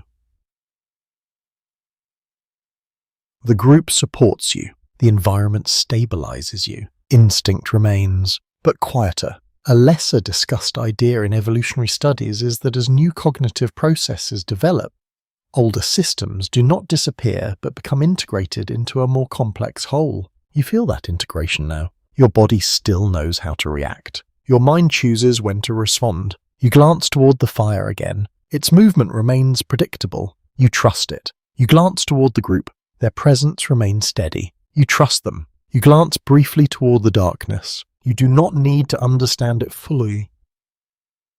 You trust the boundary. This trust reduces the need for instinct, not eliminating it, but easing its role. You might notice how this allows your awareness to rest more deeply. You are not waiting for something to happen. You are simply present. You close your eyes again, letting the warmth settle across your body. The sounds continue faintly. The fire crackles softly. The group remains close. Your instincts do not disappear. They remain beneath the surface. Quiet, ready, but not active. You might begin to understand how this affects future moments. When danger does arise, instinct will return. But until then, it rests. Some scholars suggest that this ability to suppress or delay instinctive responses may have been a key step in the development of complex human behavior. Others remain uncertain, noting that instinct continues to play a strong role even in modern humans. But here in this moment, the shift feels clear. You are no longer driven by instinct alone. You are guided by something more layered, more flexible. You open your eyes again slowly. The fire remains. The group remains. The space holds. Everything continues as expected. And you feel calm. Not because nothing could happen, but because you do not need to respond to everything. You remain there within this balance between instinct and understanding, your body at ease, your awareness steady. And as the night continues around you, you begin to sense something subtle but powerful. Your instincts have not been lost. They have been quieted, softened, placed beneath something else. And in that shift, a new way of being has emerged. One that will shape how humans move through the world from this moment forward. You remain within this quiet balance. You've come to know your body at ease, your awareness steady, your instincts resting beneath the surface rather than guiding every moment.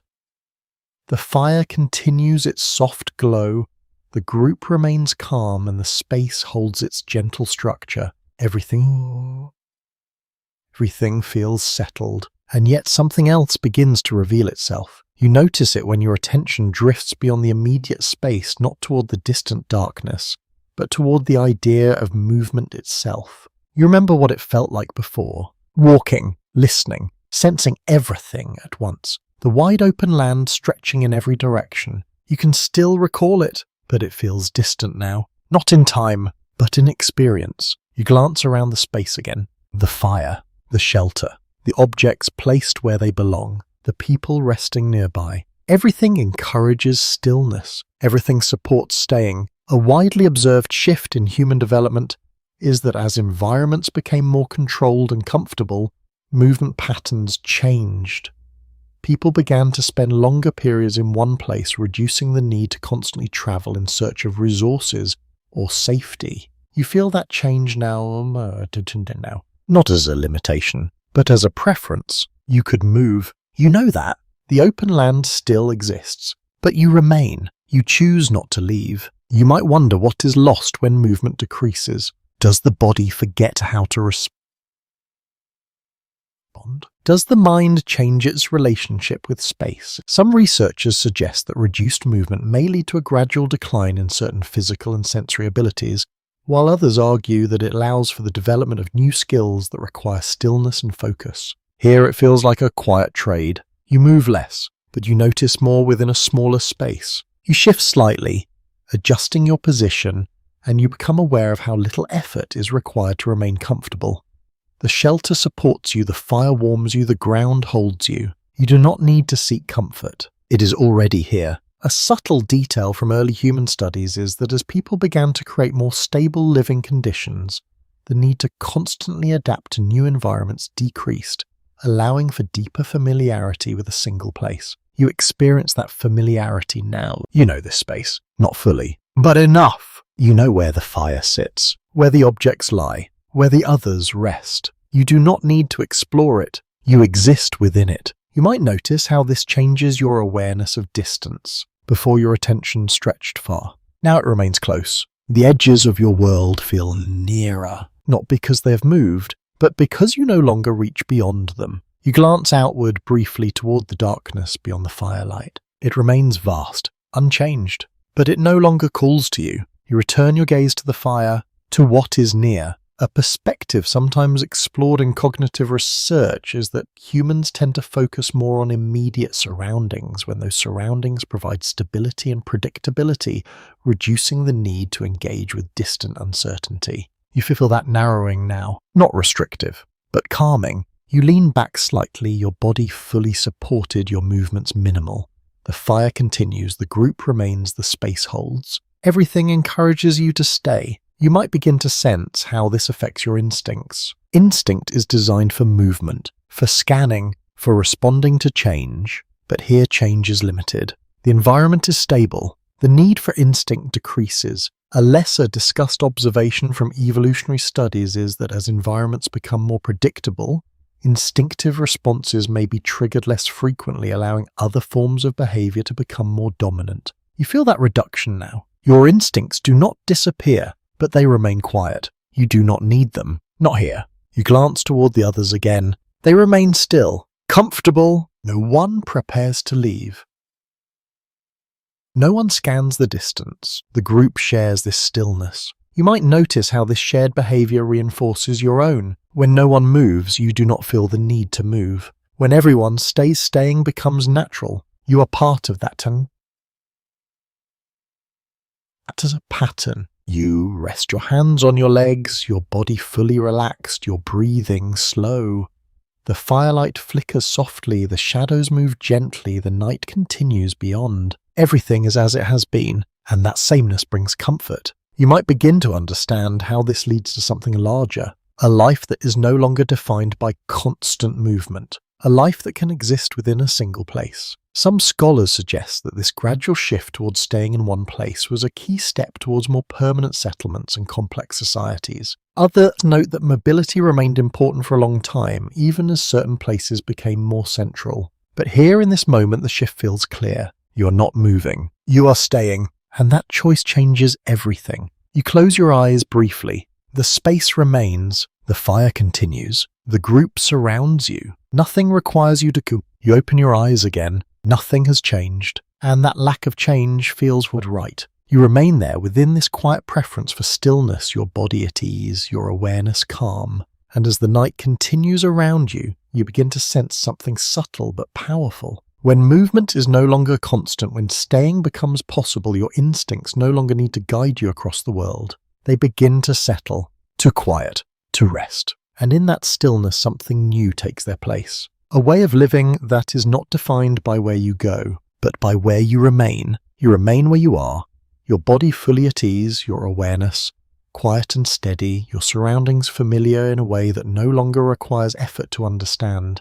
The fire continues its gentle movement, the group rests nearby, and the shelter supports you without thought. Nothing demands your attention, and within that stillness something subtle begins to rise. You notice it not in the world around you, but in small moments within yourself. A faint sound reaches you from the distance. Soft, unclear. For a brief instant something stirs. Your breath pauses. Your body becomes slightly more aware. A flicker. Then it fades. You remain still, but this time you notice the flicker itself. You notice how quickly it appeared, and how quickly it disappeared. A commonly accepted understanding in human behavior is that ancient instinctive responses still exist within modern humans, often appearing briefly in moments of uncertainty before being overridden by learned behavior and conscious control. You feel that now. The instinct is there, but it does not stay. You might wonder where it goes. Does it disappear entirely? Or does it remain beneath the surface waiting? Some researchers suggest that these older responses are always present but become less noticeable when they are not needed. Others propose that they are reshaped by experience, becoming quieter but not lost. Here it feels like something distant, familiar, but not dominant. You take a slow breath. The moment passes. The fire continues. The group remains calm. Nothing changes, and yet something has been revealed. You're aware of your instincts, not guided by them. You glance toward the others. They remain still as well. No one reacts. No one shifts. The group holds its calm. A subtle observation from studies of human awareness is that when individuals become conscious of their own reactions, those reactions often lose their immediate control, allowing for more deliberate behavior. You experience that now. You felt the instinct. You noticed it. And in noticing it, you did not follow it. You might begin to sense how this changes your relationship with yourself. You are no longer only acting, you're observing your own actions. You glance down at your hands. They rest quietly. You move them slightly, then stop. You are aware of the movement and the stopping. This is new. A lesser-known insight from cognitive research is that self-awareness, the ability to observe one's own thoughts and actions, may have developed gradually, allowing humans to reflect on their behavior rather than simply experience it. You feel the beginning of that now. You are not just part of the moment. You are aware of being part of it. You might notice how this creates a new kind of distance. Not from the world, but from your own reactions. You can feel something and not act on it. You can notice something and let it pass. This changes everything. You lean back slightly, your body still supported your awareness. Calm. The fire continues its steady glow. The group remains close, the shelter holds. Everything continues as expected, and you remain within it, but now with a new layer of awareness. You might begin to understand how this leads to something deeper. Control, not over the world, but over yourself. Over yourself. Some scholars suggest that this growing self-awareness may have been a key step in the development of complex thought and behavior. Others note that it likely emerged slowly influenced by many different factors. Here it feels quiet, but powerful. You close your eyes briefly. The sounds return, the faint movements of the night, the soft crackle of the fire, the presence of others, and within that you notice your own response, or lack of response. You open your eyes again. The fire remains, the group remains. The space holds, nothing has changed, except you. You are aware, you are present, and you are not driven by every impulse. You might notice how this changes your sense of identity. You're no longer only reacting to the world, you're observing your place within it. You glance toward the fire once more. Its movement remains steady. You trust it. You glance toward the others. Their presence remains calm. You trust them. You glance inward. Your thoughts remain quiet. You trust yourself. You trust yourself. This trust creates a deep calm, not from certainty, but from understanding. You remain there within this layered awareness, your body at ease, your mind steady. And as the night continues around you, you begin to sense something subtle but powerful. Your instincts are still there. Your awareness has grown, and now you can see both at the same time. And in that balance, something new has fully emerged. A self. You remain where you are, your body settled, your awareness layered with everything you have come to know in this quiet space. The fire continues its soft glow, the group rests nearby, and the shelter holds you in a way that feels natural, almost expected. Nothing asks for movement, nothing demands your attention. And within that stillness, everything you have experienced begins to come together. You notice how your body feels, relaxed, supported, no longer prepared to react at every moment. You notice how your awareness moves, calm, selective, guided by what matters. You notice how your thoughts form, slow, connected, no longer driven by urgency. All of it exists together now. Instinct, memory, understanding, choice, a widely recognized conclusion in the study of human evolution is that the shift from instinct-driven survival to more complex layered thinking did not happen suddenly. It unfolded gradually, shaped by changes in environment, social structure, and the development of tools and habits. You have felt those changes, step by step, from the open land, to the fire, to the group, to this place. You might begin to understand now what was not lost. Your instincts are still there. You felt them in the sound that reached you, in the brief tightening of your body, in the moment before you chose to remain still. They did not disappear. They became quieter. Some researchers suggest that what we often describe as lost instincts are not gone at all, but are layered beneath newer forms of thinking accessed less often because they are no longer needed in the same way. Others propose that these instincts have changed over time, shaped by generations of different environments. But here in this moment it feels clear. Clear. They remain. You simply do not rely on them as you once did. You lean back slightly, your body fully supported, your awareness steady. The fire continues its quiet movement, the group remains calm, the space holds its shape. Everything is as it has been, and yet your understanding of it has deepened. You glance toward the others. They rest. They move occasionally, sus. They exist within the same balance you now feel. Not driven, not reactive, but aware. You might notice how this shared state reflects something larger. A way of living that is no longer defined by constant survival, but by stability, by connection, by understanding. A lesser discussed idea in human history is that the development of stable environments may have allowed humans to shift from surviving moment to moment toward building longer, more complex ways of life. You feel that possibility now, not as a future, but as a direction. You look toward the fire again. Its light remains steady, its warmth consistent. You trust it. You look toward the shelter. It holds. You trust it. You look toward the group. They remain. You trust them. You look inward. Your awareness remains calm. You trust yourself. This trust is new, not complete, but growing. You might begin to sense how this trust changes everything. When you trust the environment, the group, and yourself, your instincts no longer need to guide every moment. They rest, they wait, they remain available, but not dominant. A perspective often explored in cognitive science is that human intelligence may not have replaced instinct, but reorganized it, placing it beneath layers of memory, reasoning, and social understanding. You feel that reorganization now. Instinct is still part of you, but it is no longer at the surface. You sit quietly, your hands resting, your body still, your awareness steady. The fire continues, the group remains, the night stretches beyond. Everything is balanced. And within that balance, something becomes clear. The reason your ancient instincts seem to fade is not because they are gone. It is because the world around you has changed. You have shaped it. You have created warmth, structure, routine, connection. And within that world, those instincts are no longer needed in the same way. They step back, they quiet, they wait. You might notice how this realization settles within you, not as a sudden thought, but as a quiet understanding. You have not lost anything. You have changed. You close your eyes slowly. The fire continues. The group remains. The space holds. And within that calm, everything feels complete. Now as the night deepens, you allow yourself to rest more fully. The fire's glow softens its light, no longer bright but gentle, fading slowly as the wood settles into embers.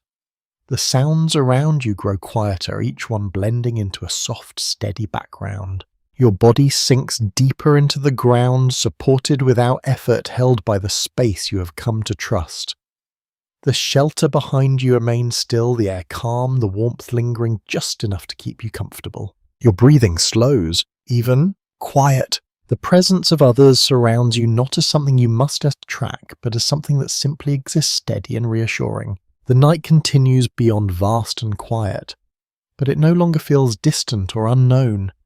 It feels like part of a larger whole, something you are connected to but no longer shaped by in the same way. Your thoughts drift, soft, unhurried, no longer forming clear patterns but fading gently like the last flickers of the fire. You do not need to think. You do not need to act. Everything continues without you, and that's enough. You rest, held by warmth, by stillness, by the quiet rhythm of a world that no longer asks you to survive every moment. And as the final embers glow softly in the dark, your awareness settles into a gentle calm where instinct, memory, and thought all rest together. Sweet dreams.